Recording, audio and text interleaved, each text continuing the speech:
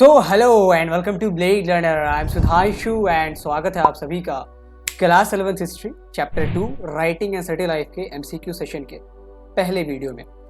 बहुत वक्त लगा, लेट ज़रूर हुआ and I am very sorry to all the class 11th students. हमने लेक्चर तो डाल दिया था, वन शॉट भी डाल दिया था, लेकिन we delayed in the MCQ series. लेकिन एक्सक्यूज़ तो कुछ नहीं है, but as a justification we want to see you कि रिसोर्सेज थोड़े से लिमिटेड हमारे पास, फैकल्टीज़ लिमिटेड है, टाइम भी लिमिटेड है। तो इसमें जो ज़्यादा इंपॉर्टेंट चीज़ें होती हैं उनको हम करने की कोशिश करते हैं। जब हमें लगा कि 11th ही बहुत इंपॉर्टेंट हो गया है, देन वी स्टार्टेड कि अब हम इसको करने वाले हैं।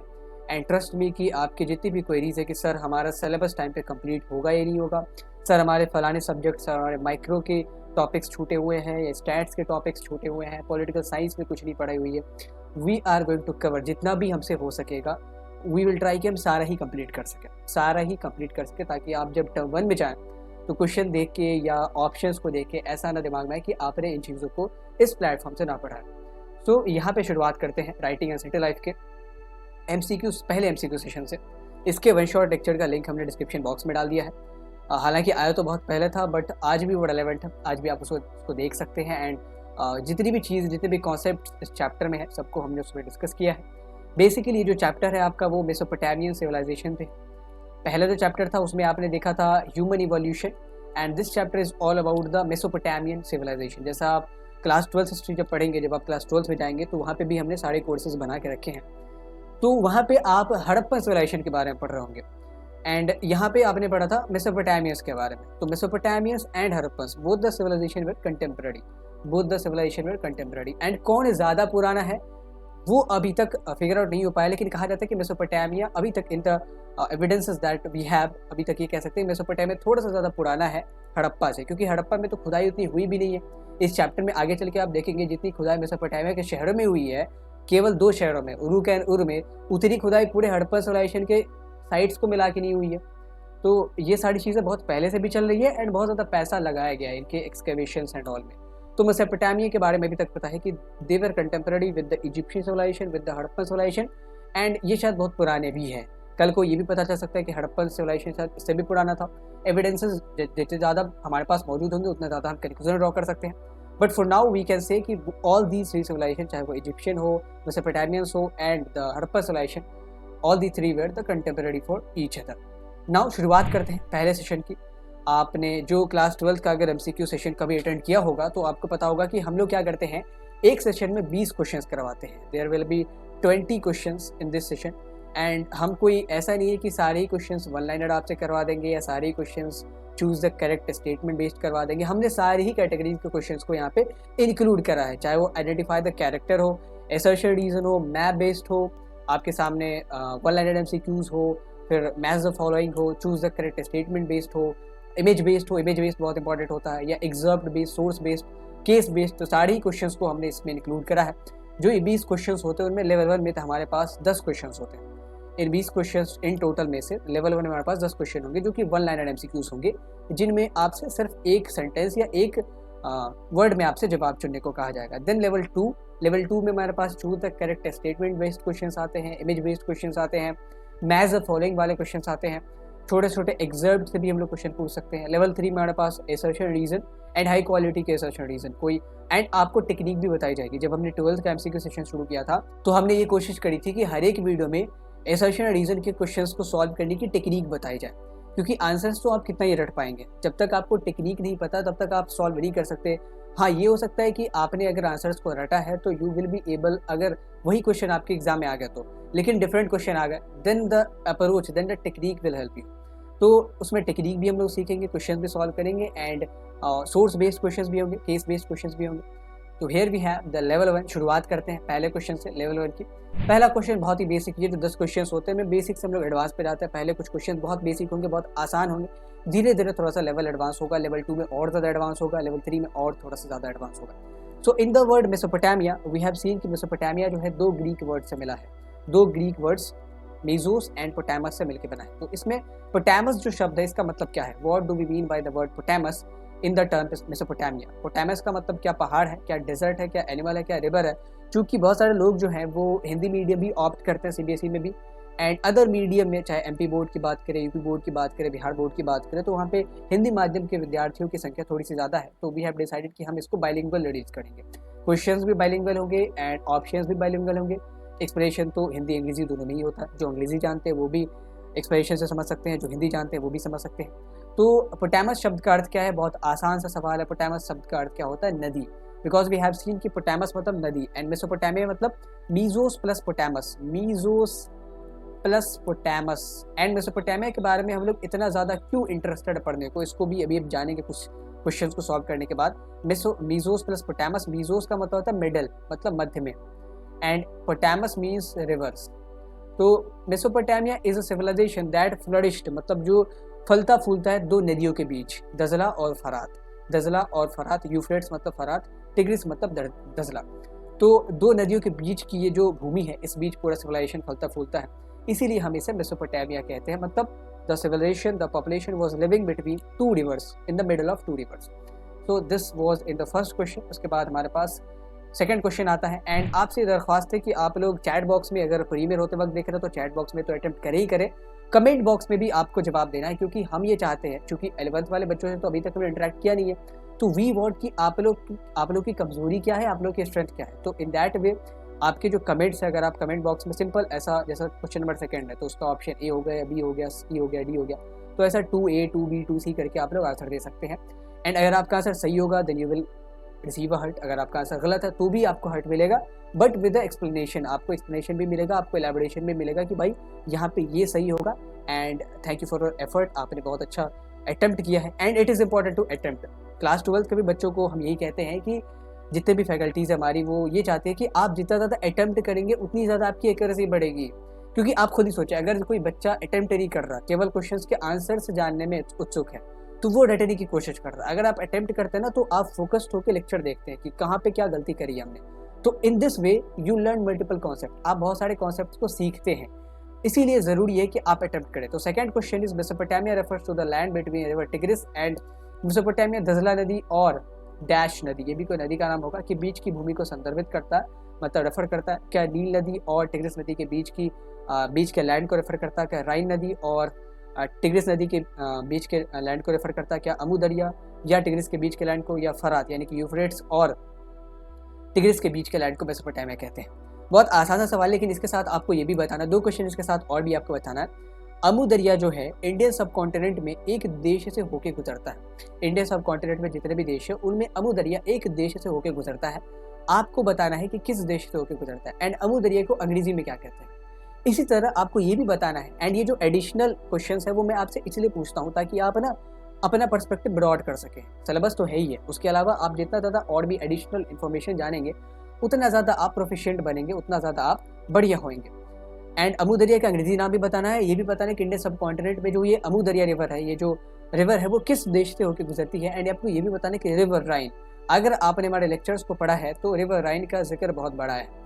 राइन किस कंटिनेंट में बहती है? क्या एशिया में बहती है, यूरोप में बहती है, क्या अफ्रीका में बहती है, या आप कह ले तो अंटार्कटिका में बहती है, या साउथ अमेरिका, नॉर्थ अमेरिका, जहाँ भी बहती है। तो आपको भी बताना है कि राइने किस कॉन्टिनेंट में बहती है, फिर अमू दरिया किस इंडियन सब कॉन्टिनेंट के किस देश से होकर गुजरता है, एंड अमू दरिया का अंग्रेजी नाम क्या है। तो एज वी ऑल नो कि मेसोपोटामिया जो है दो लैंड्स, दो रिवर के बीच के लैंड को हम लोग कहते हैं, दिस इज द मेसोपोटामिया। ये दो रिवर है, आप देख सकते हैं, ये रिवर हमारे पास टिग्रिस, ऊपर की जो रिवर है वो दजला है, एंड नीचे जो है वो फरात है। तो इसके बीच के लैंड को हम लोग मेसोपोटामिया कहते हैं। मेसोपोटामिया की ये सब भी मेसोपोटामिया का ही लैंड है। So this is a scenario, मतलब मेसोपोटामिया अगर आप कहें इन टोटल यहाँ से लेके यहाँ तक फैला हुआ था। And Mesopotamia is the part of fertile crescent. जब आपको फर्टाइल क्रिसेंट का जिक्र आएगा तो I will tell you this is the portion of fertile crescent. Crescent मतलब मून के शेप का। एंड ये फर्टाइल क्रिसेंट इसलिए बहुत पॉपुलर है क्योंकि यहाँ पे बहुत सारी सिविलाइजेशन पनपती है। मेसोपोटामिया में ही 4 या 5 सिविलाइजेशन है। फिर इधर फर्टाइल क्रिसेंट के पार्ट में अगर आप इधर देखेंगे तो दिस इज रिवर नाइल, ये नील नदी है, इजिप्ट में बहती है, मतलब अफ्रीका में इजिप्ट के मेजर पोर्शन को कवर करती है। तो इजिप्ट में इजिप्शियन सिविलाइजेशन इसी फर्टाइल क्रिसेंट का पार्ट है। तो इसे हम लोग क्रैडल ऑफ सिविलाइजेशन भी कहते हैं, कि झूला, यहाँ पे छोटे छोटे सिविलाइजेशन पलते हैं एंड बहुत बड़े बड़े अंपायर्स में तब्दील होते हैं। So this is Mesopotamia. अगर आपको मार्क करना हो, दिस इज मेसोपोटामिया।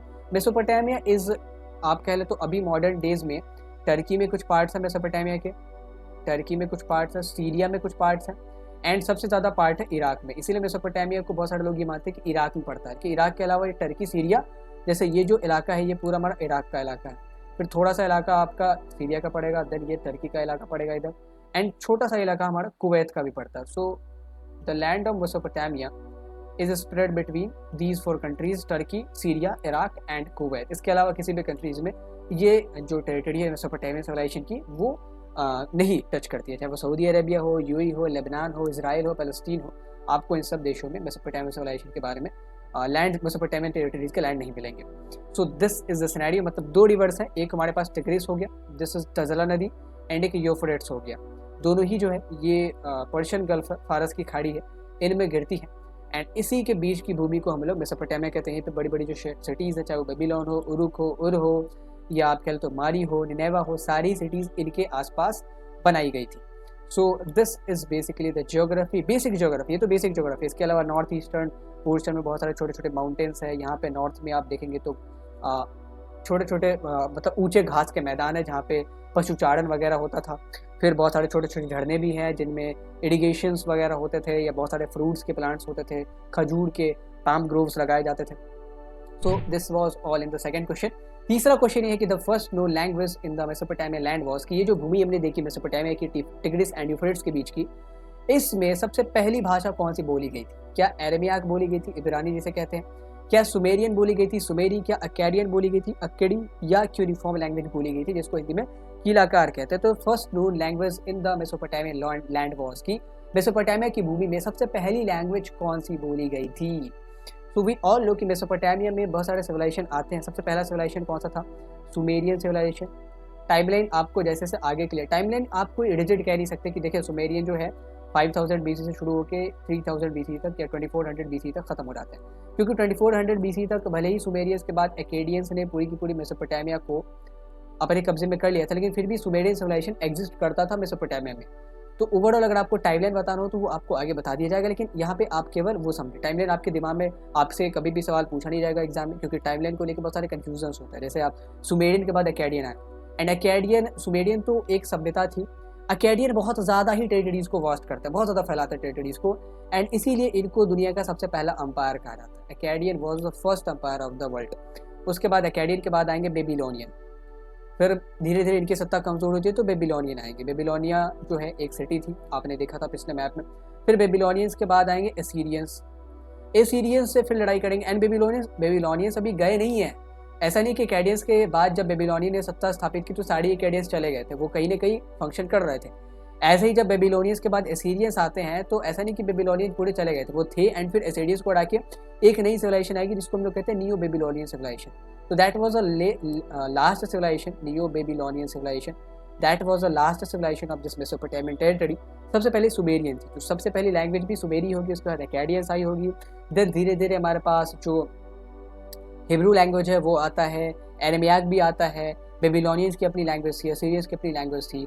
लेकिन ये तीनों लैंग्वेज है, एरेमियाक भी लैंग्वेज है, एंड एरेमियाक के बारे में जो क्लास 12th में जब आप जाएंगे तो अशोका का जो एक इंस्क्रिप्शन है कांधार में है वो एरेमियाक में लिखा हुआ है। एंड एरेमियाक जो है, जब आप अर्ली हिस्टोरिक पीरियड की हिस्ट्री को पढ़ेंगे, यानी कि 600 BC के बाद की हिस्ट्री को, 600 BC से लेके 600 C तक के पीरियड को हम लोग इंडियन हिस्ट्री के कॉन्टेक्स्ट में कहते हैं अर्ली हिस्टोरिक पीरियड, क्योंकि इसी दौरान बड़े बड़े शहरों का निर्माण होता है, चाहे वो पाटलिपुत्र हो, राजगीर हो, जैरी हो, बड़े बड़े थिंकर्स आएंगे, महावीर हो, बुद्धा हो, मखाली गोसाला हो, अंपायर्स बनने का सिलसिला शुरू होगा, नंदा अंपायर हो, शिशुनाग अंपायर हो, मौर्यंस हो। तो इस दौरान जो है ना बहुत सारे जो रूलर्स आते हैं उन्होंने इंस्क्रिप्शंस लगवाने शुरू किए, यानी कि लोग हमारे बारे में जाने, मेजर इवेंट्स को वहाँ पर रिकॉर्ड किया। तो इस सिलसिले में अशोका ने बहुत जगहों पे इंस्क्रिप्शंस लगाए थे। एक जगह जो है कांधार में पड़ता अफगानिस्तान में, वहाँ पे एरेमियाक लिपि में भी इंस्क्रिप्शंस लगाए गए, क्योंकि उस इलाके में एरेमियाक लिपि जो है, एरेमियाक लैंग्वेज भी है एंड एरेमियाक की लिपि भी है, तो उस लैंग्वेज की लिपि को भी हम लोग एरेमियाक ही कहते हैं। तो एरेमियाक लिपि भी अशोका के इंस्क्रिप्शन में यूज़ हुई है, तो बहुत दिनों तक ये एरेमियाक लिपि प्रेवलेंट रहती है। But Sumerian was the ancient language. इन चारों में ये तीन तो लैंग्वेज है, Sumerian, Akkadian and Aramaic. But cuneiform is the script, एक कीलाकार स्क्रिप्ट है जिसका आप तस्वीर देख पा रहे होंगे अपने स्क्रीन पे। तो क्यूनिफॉर्म एक स्क्रिप्ट है जो कि सबसे एंशियंट स्क्रिप्ट में से एक मानी जाती है।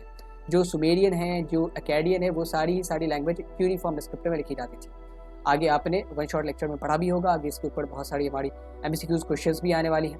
तो Sumerians was the first language of Mesopotamia because Sumerian were the first civilisation, first people who populated these lands. उसके बाद अकेडियंस आता है, then Babylonian, then Assyrian. Timeline आपको याद रखने की जरूरत नहीं है, वैसे जब आपको एक्सप्लेनेशन दिया जाएगा तो टाइमलाइन भी बता दिया जाएगा। टाइमलाइन एक्चुअली आपको कंफ्यूज कर देंगे, क्योंकि हमने आपको बताना है कि सुमेरियंस का सिलसिला ऐसा नहीं कि खत्म हो गया। जैसे हड़प्पा सिविलाइजेशन में आप देखेंगे तो जब वैदिक पीरियड शुरू होता है 1500 BC के बाद, तो हड़प्पा सभ्यता पूरी तरीके से खत्म हो चुका है। अब वैदिक सभ्यता ही धीरे धीरे फल फूल रही है, लेकिन ऐसा नहीं था। हमने देखा था कि बेबीलोनिया के बाद, बेबीलोनियंस के बाद जब एसीरियंस इसको टेक ओवर करेंगे, फिर उसके बाद बेबीलोनियन जो कहीं कहीं पे राज कर रहे थे, वो फिर से एक बड़ा संपार बनाएंगे जिसको नियो बेबीलोनियन एम्पायर कहा गया। तो ऐसा तो नहीं कह सकते कि इनका टाइमलाइन खत्म हो गया था। So that is a scenario, इसीलिए टाइमलाइन को यहाँ पे डिस्कस नहीं किया जा रहा। हाँ, लेकिन आप इसके क्रोनोलॉजी को जरूर याद कर लें। पहले Sumerian, then Akkadian, then Babylonian, then Assyrian and then neo Babylonian. बहुत जगह पे नियो बेबीलोनियन को नहीं माना जाता, लेकिन आप नियो बेबीलोनियन को मानेंगे। हालांकि आपकी किताबों में इन सब चीज़ों का जिक्र नहीं है, फिर भी आपको हमने एज एन एडिशनल इन्फॉर्मेशन बता दिया है। So the first language in the Mesopotamian land was Sumerian, that was succeeded by Akkadian. But cuneiform was not the language. Cuneiform कोई लैंग्वेज नहीं थी, भाषा नहीं थी, ये एक स्क्रिप्ट थी जिसको कील के फॉर्म में, वेज शेप्ड स्क्रिप्ट, लाइक इसमें लैंग्वेजेस ऐसे टाइप के होते हैं, जिसमें जो स्क्रिप्ट है ना, अक्षर ऐसे टाइप के होते थे। तो ये कील के आकार के होते थे, इसीलिए हमने इसे कीलाकार स्क्रिप्ट का नाम दिया। The reference of Mesopotamia has been founded, कि मेसोपोटामिया का जो संदर्भ है, मतलब रेफरेंस है, जिक्र है, किस जगह पाया गया, किस किताब में पाया गया। जाहिर सी बात है किसी टेक्स्ट की बात करी गई होगी। तो क्या वो ओल्ड टेस्टामेंट है, क्या वो न्यू टेस्टामेंट है, क्या वो गॉस्पेल है जिसे हिंदी में इंजिल कहते हैं, क्या वो बुक ऑफ रेवलेशन है जिसे रहस्य उद्घाटन की पुस्तक कहते हैं। Old testament and new testament and gospel, book of revelation, तीन चारों ही आप कह लें तो क्रिश्चियनिटी से रिलेटेड है। ओल्ड टेस्टामेंट को जो हिब्रू फॉलो करता है, जो जुडाइज्म के फॉलोअर, जो जूइश है, यहूदी है, वो भी फॉलो करता है। उनकी जो सबसे होली बुक यही है। तो old testament and new testament, Bible बहुत सारे खंडों में आया है। ओल्ड टेस्टामेंट, न्यू टेस्टामेंट उसका पार्ट है। गॉस्पेल भी इन्हीं सबका एक पार्ट है। बुक ऑफ रेवलेशन हालांकि अलग से लिखा गया था, लेकिन वो भी बाइबल का एक पार्ट माना जाता है। तो इन चारों में से किस बाइबलिकल पार्ट में मेसोपोटामिया का जिक्र है, मेसोपोटामिया का संदर्भ है, मतलब मेसोपोटामिया के बारे में बताया गया है? तो क्या ओल्ड टेस्टामेंट के बारे में बताया गया? आपसे उम्मीद की जाती है कि आप चैट बॉक्स में भी जवाब देंगे एंड कमेंट बॉक्स में भी जवाब देंगे। एंड जितने भी लोग प्रीवियर होते वक्त देख रहे हैं, आपका सबसे बड़ा टास्क ही होना चाहिए कि जितना ज़्यादा आप अटेम्प्ट करें, नो मैटर कि आपका गलत हो या सही हो। गलत होगा तो सही हो सकता है, बट जब आप अटेम्प्ट ही नहीं करेंगे तो आपको कैसे पता चलेगा कि आपकी कमज़ोरी क्या है, आपकी स्ट्रेंथ क्या है। एंड जितने भी लोग इस सेशन में इन्वॉल्व हैं, सेशन में इंगेज हैं, उन सबसे दरख्वास्त है कि अभी 11th क्लास की बहुत सारे कॉन्टेंट सब बनाने जा रहा है। तो for that we will need your support, we will be needing your support. And इसलिए आपसे ये दरख्वास्त है कि आप लोग अपने दोस्तों के बीच इस चैनल को शेयर करें। अगर आपको हमारा कंटेंट अच्छा लगता है then please share this content, क्योंकि अभी जितनी ज़्यादा हमारी रीच जाएगी उतना ज़्यादा हमें मोटिवेशन मिलेगा नए नए कंटेंट्स को क्रिएट करने का। तो ये जो मेसोपोटामिया का संदर्भ है, मेसोपोटामिया का रेफरेंस है, वो ओल्ड टेस्टामेंट में मिला। इन चारों ही पार्ट्स में ओल्ड टेस्टामेंट सबसे पुराना माना जाता है, क्योंकि ये जुडाइज्म का भी एक टेक्स्ट है। तो जुडाइज्म, क्रिश्चियनिटी, इस्लाम, बाकी सब धर्मों से बहुत पुराना है। तो ओल्ड टेस्टामेंट में ही इसका जिक्र किया गया। जैसे शिमुर नाम से एक टर्म दिया गया, जिसका मतलब लोग मानते हैं कि शायद ये सुमेर को वो लोग रेफर कर रहे होंगे, सुमेर को वो लोग रेफर कर रहे हैं, जिसके बारे में बताया गया कि सुमेरों की अपनी एक सिटी थी जो फोर्टिफाइड थी, बड़े बड़े वॉल्स से शहरों को बसाया गया था। तो इसलिए जो मेसोपोटामिया है वहाँ उसका रेफरेंस माना जाता है कि ओल्ड टेस्टामेंट में मेसोपोटामिया का रेफरेंस है। उस लैंड से रिलेटेड एक बात कही गई कि यहाँ पे शिमुर से रहते थे। एंड उसको बाद में स्टूडियस ने देखा तो उसका नाम मतलब ऐसा माना कि जो चीज़ें शिमुर्स के फीचर में वहाँ पे बताई गई हैं वही चीज़ें सुमेरियंस फीचर में भी, सुमेरियन पॉपुलेशन के फीचर में भी हम लोग देखते हैं। तो प्रोबेबली ये लोग शायद मेसोपोटामिया को ही रेफर कर रहे होंगे। So the reference of Mesopotamia has been found in old testament. And ये जो ओल्ड टेस्टामेंट है सबसे पुरानी है, उसके बाद न्यू टेस्टामेंट आएगी। एंड न्यू टेस्टामेंट का ही एक पार्ट है गॉस्पेल, जिसको हम लोग कहते हैं इंजिल। And book of revelation is ये बहुत लेट आया था, ये इंडिविजुअल क्रिएशन है, मतलब एक आदमी ने खुद से लिखी है। तो बुक ऑफ रिवलेशन में बेसिकली ये कहा गया है कि क़यामत के दिन क्या होगा, कैसे जो जीसस है या मौसस शायद वो फिर से जन्म लेंगे एंड जो भी बुराई करने वाले लोग हैं उनका खात्मा करेंगे, पूरी दुनिया को तबाह कर दिया जाएगा, तबाह बर्बाद कर दिया जाएगा एंड सबका उस दिन फैसला होने वाला है। So this is in the book of revelation. इसका जिक्र आप देखेंगे तो कुरान में भी आपको मिलेगा, जो कि 7th-8th सेंचुरी हमारे पास आती है। तो the reference of Mesopotamia has been found in old testament. And एक स्टोरी भी है, बाइबलिकल स्टोरी है, जिसमें हमने आगे उससे रिलेटेड क्वेश्चन भी है, तो वही उसी टाइम उसको बताया जाएगा आपको।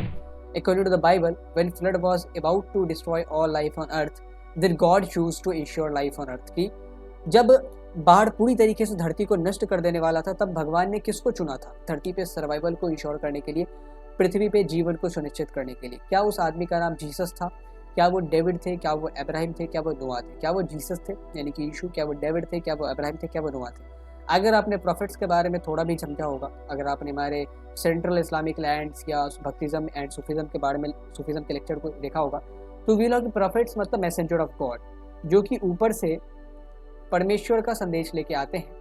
एंड उस दौरान जो कम्युनिटी रहती है उसको एक गाइडेंस प्रोवाइड करते हैं, इंस्ट्रक्शंस देते हैं कि आपको ऐसे ऐसे करना चाहिए। राइटियस वे ऑफ लिविंग ये है, एक जो आइडियल वे ऑफ लिविंग, जो पुण्य का साथ देने वाला रास्ता है वो ये है। तो यीशु हो गए, डेविड हो गए, इब्राहिम हो गए, नोआ हो गए, सारे ही सारे हमारे प्रॉफिट्स थे।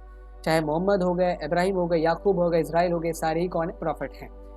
एक वीडियो बहुत बनाई जाएगी प्रॉफिट्स की हिस्ट्री के बारे में, हालांकि मेरे पास इतनी नॉलेज तो है नहीं कि इनकी पूरी हिस्ट्री को कंपाइल कर सकूं, नहीं इतनी हैसियत है, बट फिर भी आई विल ट्राई कि ये छोटा सा प्रयास होगा जिसमें प्रॉफिट्स के बारे में, मैसेंजर्स के बारे में आपको बताया जाएगा। क्योंकि बहुत सारे कन्फ्यूजन रहता है कि भाई अब्राहमिक रिलीजन में कैसे इतनी समानता है, जिसको बाइबल में मेंशन किया गया है उसको कुरान में भी मेंशन किया जा रहा, तो क्या समानता है? कुरान तो बहुत दिनों बाद आता है, 600-700 सालों बाद आता है, एंड अभी तो कोई समानता हमें देखने को मिलती नहीं है। मुस्लिम और क्रिश्चियंस लगातार लड़ाई करते रहते हैं, क्रूसेड्स भी होता हमने देखा है सेंट्रल इस्लामिक लैंड्स वाले वीडियो में। तो इसके पीछे रीज़न क्या है कि इनका जो नाम बाइबल में मेंशन किया जा रहा है वही नाम कुरान में मेंशन किया जा रहा है, एंड इब्राहिमिक रिलीजन में क्या क्या सिमिलरिटीज़ है, इन्हीं के ऊपर वीडियोस बहुत जल्दी आएगी। सो यहाँ पे बाइबल में ये बताया गया है कि एक टाइम पे धरती में पूरी ऐसा बाढ़ आया था कि पूरी धरती ख़त्म होने वाली थी। उस दौरान जो परमेश्वर है वो एक आदमी रहते हैं नोआ को चुनते हैं एंड कहते हैं कि आपको अब क्या करना है, इस पृथ्वी पे, धरती पे जीवन को इंश्योर करना, मतलब human beings and other creatures यहाँ पे रह सके, इसको आपको इंश्योर करना। तो नोआ क्या करते हैं, एक बोट तैयार करते हैं, एक नाव तैयार करते हैं, और उनमें उन्होंने जितने भी प्लांट्स थे, प्लांट्स की प्रजातियों को रख लिया, एक एक नमूने को रख लिया, ताकि जब फ्लड खत्म होगा तो उसको फिर रोप के उन प्लांट्स को फिर से आबाद किया जाएगा। फिर जितने भी छोटी छोटी जानवरों की स्पेसीज होती है, चाहे वो गूज हो, चाहे वो बत्तख हो, जितने भी स्पेसीज है, सबके जोड़ों को रख लिया ताकि रिप्रोडक्शन करने में आगे सहूलियत हो। इससे जो है नोआ ने आगे चल के पृथ्वी पे जीवन को इंश्योर किया। ऐसी ही एक कहानी आप पढ़ेंगे, हमने जब देखा था मनु के कॉन्सेप्ट को, लॉर्ड मनु के कॉन्सेप्ट को, एंड ये कौन से मनु थे? ये व्यवस्थित मनु थे, जिसको हमने मनु के ऊपर भी एक वीडियो बनाई हुई है, मनुस्मृति के ऊपर, जिसमें मैंने बताया था कि फर्स्ट मनु कौन थे, कितने सारे मनु आए थे, व्यवस्थित मनु कौन थे, स्वयंभू मनु कौन थे, वो कौन से मनु थे जिनकी वाइफ श्रद्धा है, वो कौन से मनु थे जिनको पहले क्रिएचर के तौर पर धरती पर भेजा गया था। तो जो ये नोआ की स्टोरी है, ऐसी एक स्टोरी हमारे पास मनुस्मृति में भी मिलती है, जिसमें जो स्वयंभू मनु है, सॉरी व्यवस्थित मनु है, जो हमारे 7th मनु थे, शायद पहले मनु हमारे स्वयंभू मनु, एंड ये जो व्यवस्थित मनु है उनको ही ऐसा कहा गया था जब ये तमिलाकम की पूरी टेरिटरी, जो साउथ इंडिया की टेरिटरी, वो डूबने वाली थी। साउथ तमिलाकम टेरिटरी मतलब जो ये तमिलनाडु, आंध्र प्रदेश, कर्नाटक, केरला की टेरिटरी होती है, उसे मतलब तमिलाकम कहते हैं। आगे चल के जब आप 12th क्लास में जाएंगे तो वहाँ पे हिस्ट्री में तमिलाकम में बहुत सारे रूलर्स भी आए थे, like Vijayanagar empire was ruling Tamilakam, Cholas rule कर रहे थे, होयसाला रूल कर रहे थे, चेराज, पांड्याज, ये सारे लोग तमिलाकम की टेरिटरी को रूल कर रहे थे। तो तमिलाकम की टेरिटरी पूरी तरीके से सबमर्ज हो जाती है, तो विष्णु अवतार लेते हैं, कश्यप अवतार, एंड देन वो फिर मनु को बचाते हैं, व्यवस्थित मनु को, एंड फिर उनकी शादी श्रद्धा से होती है, एंड देन फिर ह्यूमन पॉपुलेशन एंड जो अर्थ है, अर्थ पे जीवन को, धरती पे जीवन को इंश्योर किया गया। लेकिन बहरहाल जो बाइबल में कहानी है उसके अनुसार नोआ नाम के एक व्यक्ति, यानी कि ये भी प्रॉफिट ही थे according to the Quranic tradition and the biblical tradition. Bible में तो प्रॉफिट नहीं माना था, लेकिन कुरान में माना जाता। तो अगर कुरान की बात करें तो नोआ भी प्रॉफिट है, इब्राहिम भी प्रॉफिट है। इब्राहिम तो इन तीनों के पैट्रियार्क है, चाहे जूडाइज्म की बात करें, क्रिश्चियनिटी की बात करें या इस्लाम की बात करें। एंड इब्राहिम भी पहले मेसोपोटामिया में ही रहते थे। इब्राहिम मेसोपोटामिया से मिडिल ईस्ट आते हैं, वेस्ट एशिया आते हैं, पूरी तरीके से घूमते हैं सऊदी अरबिया, इजराइल, पैलेस्टीन के इलाके को, सो यरूशलेम के इलाके को। सो अकॉर्डिंग टू बाइबल नोआ was the man who was chosen by the God, जिनको कि भगवान ने चुना था धरती पे जीवन को इंश्योर करने के लिए। When flood was about to destroy lifes on earth, कि जब बाढ़ जो है इतना प्रबल हो गया था कि वो पूरी तरीके से धरती को तबाह बर्बाद कर देता। छठा क्वेश्चन ये कहता है कि which was the better way of livelihood in steppe. Steppe के बारे में समझने के लिए आपको मेसोपोटामिया की थोड़ी सी ज्योग्राफी आपको बता दी जाए। यहाँ पे हल्का सा एक ज्योग्राफी का इंट्रोडक्शन है। दिस इज मेसोपोटामिया, ये जो हमारा मेसोपोटामिया का लैंड है, यहाँ पे आप कुछ इंपॉर्टेंट सिटीज़ देख सकते हैं, माड़ी, बेबीलोन, उरुक, उर, ये फारस की खाड़ी है, ये हमारा सीरिया, थोड़ा सा तुर्की का इलाका भी आता है मेसोपोटामिया। तो यहाँ पे अगर आप देखेंगे this is north eastern plains, and इस नॉर्थ ईस्टर्न प्लेन्स में सबसे पहले एग्रीकल्चर शुरू हुई। फिर अगर आप देखेंगे तो ये जो इलाका है नॉर्थ का, जो माड़ी से लगता है, यहाँ पे ना स्टेपी है। Steppe is the upland grass land, मतलब आप कहें तो अपवर्ड ग्रास लैंड, मतलब जो ऊंचाई पे घास के मैदान बने होते हैं ना, बहुत ऊंचाई पे, छोटे छोटे पठारों पे, पहाड़ों पे, तो उन्हें हम स्टेपी कहते हैं। तो ये स्टेपी इधर ऐसे लोकेटेड है, ये और ज़्यादा स्ट्रेच होता रहता है। एक स्टेपी हमारा रशिया में भी है, तो उस स्टेपी से आपको कंफ्यूज नहीं करना है। एक स्टेपी आपका रशिया और जो स्कैंडिनेवियन कंट्री है, नॉर्वे, डेनमार्क, वहाँ भी जाता है। मतलब ऊंचे ऊंचे पठारों पे आप देखेंगे तो घास के मैदान है, बहुत बड़े घास के मैदान, यहाँ पे आप आसानी से पशुपालन वगैरह कर सकते हैं। तो स्टेपी में कौन सा जो लिवलीहुड का तरीका था, मतलब आजीविका का बेहतर तरीका कौन सा हो सकता था, फार्मिंग, फिशिंग, एनिमल हर्डिंग या नामदेव? क्या खेती वहाँ पे सबसे आसान तरीका हो सकता था जीविकोपार्जन का, मतलब सर्वाइवल का? क्या मछली पकड़ना आसान तरीका हो सकता था, या पशुचारण हो सकता था, या इनमें से कोई नहीं, नन ऑफ द एबव? तो अभी अभी ने बताया कि स्टेपी में क्या होता है कि बड़े बड़े ऊंचे जगहों पे घास के मैदान होते हैं। तो ऊंचे जगहों पे चूंकि घास के मैदान है तो खेती हम कर तो सकते हैं अगर रेनफॉल एडॉप्ट मतलब एडेक्वेट है तो, लेकिन खेती से भी ज़्यादा आसान होगा पशुचारण। पशुचारण विल बी मोर ईजी, क्योंकि घास के मैदान है तो हम लोग वहाँ पे पशुओं को पाल सकते हैं, वहाँ से हमें मीट्स एंड मिल्क्स वगैरह बन सकते हैं जो कि हम लिवलीहुड के लिए यूज़ कर सकते हैं, लाइवलीहुड के लिए यूज़ कर सकते हैं। फिर मछली पकड़ना भी एक साधन हो सकता है, कि ये भी स्ट्रीम्स के तौर पे, जहाँ पे थोड़े से स्ट्रीम्स मतलब क्या, ये पहाड़ है, पहाड़ में जब ये नदियाँ या छोटे छोटे झरने निकलते हैं, जब ये ज़मीन पर उतरते हैं, वहाँ पर मछली पालन है वो एक बढ़िया जीविका हो सकता है, न कि पहाड़ों पे, ऊंचे स्थानों पे। क्योंकि नीचे स्ट्रीम्स में जब आती है नदियाँ या दरियाएँ वगैरह, जो स्ट्रीम्स के थ्रू, झरने के थ्रू नीचे आते हैं, तभी मछलियाँ एक जगह एकत्रित होती हैं। दैराल स्टेपी जो इलाका है वहाँ पे पशुचारण बहुत ज़्यादा पॉपुलर था। यहाँ पर मीट, मिल्क्स वगैरह, ऊन खासतौर पर जो भेड़ बकरी है वहाँ से ऊन इनको मिल जाता था, ऊन मिल जाता था, तो ऊन वगैरह यहाँ से इनको बढ़िया अच्छे खासे मात्रा में ये लोग एक्यूमुलेट कर पाते थे। तो स्टेपी में आजीविका के लिए पशुचारण यानी कि animal herding was the better option than the fishing, than the farming and trade. तो यहाँ पे स्टेपी का रीजन आपने देख लिया। अब आगे बढ़ते 7वें क्वेश्चन को देखते हैं कि Mesopotamia's weapons were made up of, कि मेसोपोटामिया वाले कौन से मेटल का इस्तेमाल करते थे अपने हथियारों को बनाने के लिए? क्या वो आयरन का इस्तेमाल करते थे, कॉपर का इस्तेमाल करते थे, स्टील का इस्तेमाल करते थे, या ब्रॉन्ज का इस्तेमाल करते थे? इन चारों में से कौन से मेटल का इस्तेमाल करते थे अपने हथियारों को बनाने के लिए? तो सबसे पहले आपको ये बता दें कि इन चारों में से जो 2 ऑप्शन है वो तो आप आसानी से एलिमिनेट कर सकते हैं, क्योंकि ये 2 ऑप्शन मेसोपोटामिया के टाइम फ्रेम से बिलोंग ही नहीं करते हैं। जैसे हमने इस्पात की बात की, स्टील की बात की, तो स्टील तो अभी हाल में आया है, स्टील तो आज से मेसोपोटामिया में सबसे पहले शहर कब बनाए गए थे? 3000 BC के अराउंड सिटी ऑफ उरुक को बसाया जाता। तो सिटी ऑफ उरुक को जब बसाया गया एंड जब शहरों को बसाया गया, तभी तो लोगों को हथियार की आवश्यकता होगी, क्योंकि अब इनको प्रोटेक्ट करना है, अब हमें अपने सेटलमेंट्स को प्रोटेक्ट करना।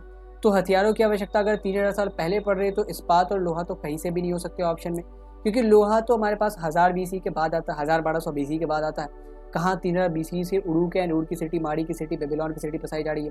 तो लोहा और steel can not be the option, iron and steel ऐसे ही हमें डिस्कार्ड कर देना। कॉपर एंड ब्रॉन्ज, तो आपको इसके लिए एक इंट्रोडक्शन दे दिया जाए मेटल एज का। मेटल एज हमारा शुरू होता है 4500 BC से, उससे पहले स्टोन एज था, एंड स्टोन एज के बारे में भी एक छोटा सा इंट्रोडक्शन बना दिया जाएगा वीडियो पे, या इसी सेशन में आपको दे दिया जाएगा। स्टोन एज 3 टाइप के हुए थे, पैलियोलिथिक हुए थे, पैलियोलिथिक स्टोन एज मतलब जब इंसानों ने पत्थरों का इस्तेमाल करके औजारों का बनाना शुरू किया, या अपने चीज़ों को सहूलियत करना शुरू किया। पत्थरों से वो लोग आग पैदा कर सकते थे वो लोग, एंड शुरुआती के जो आप अगर टायर्स को देखेंगे, जो व्हील्स हैं वो भी पत्थरों के ही होते थे।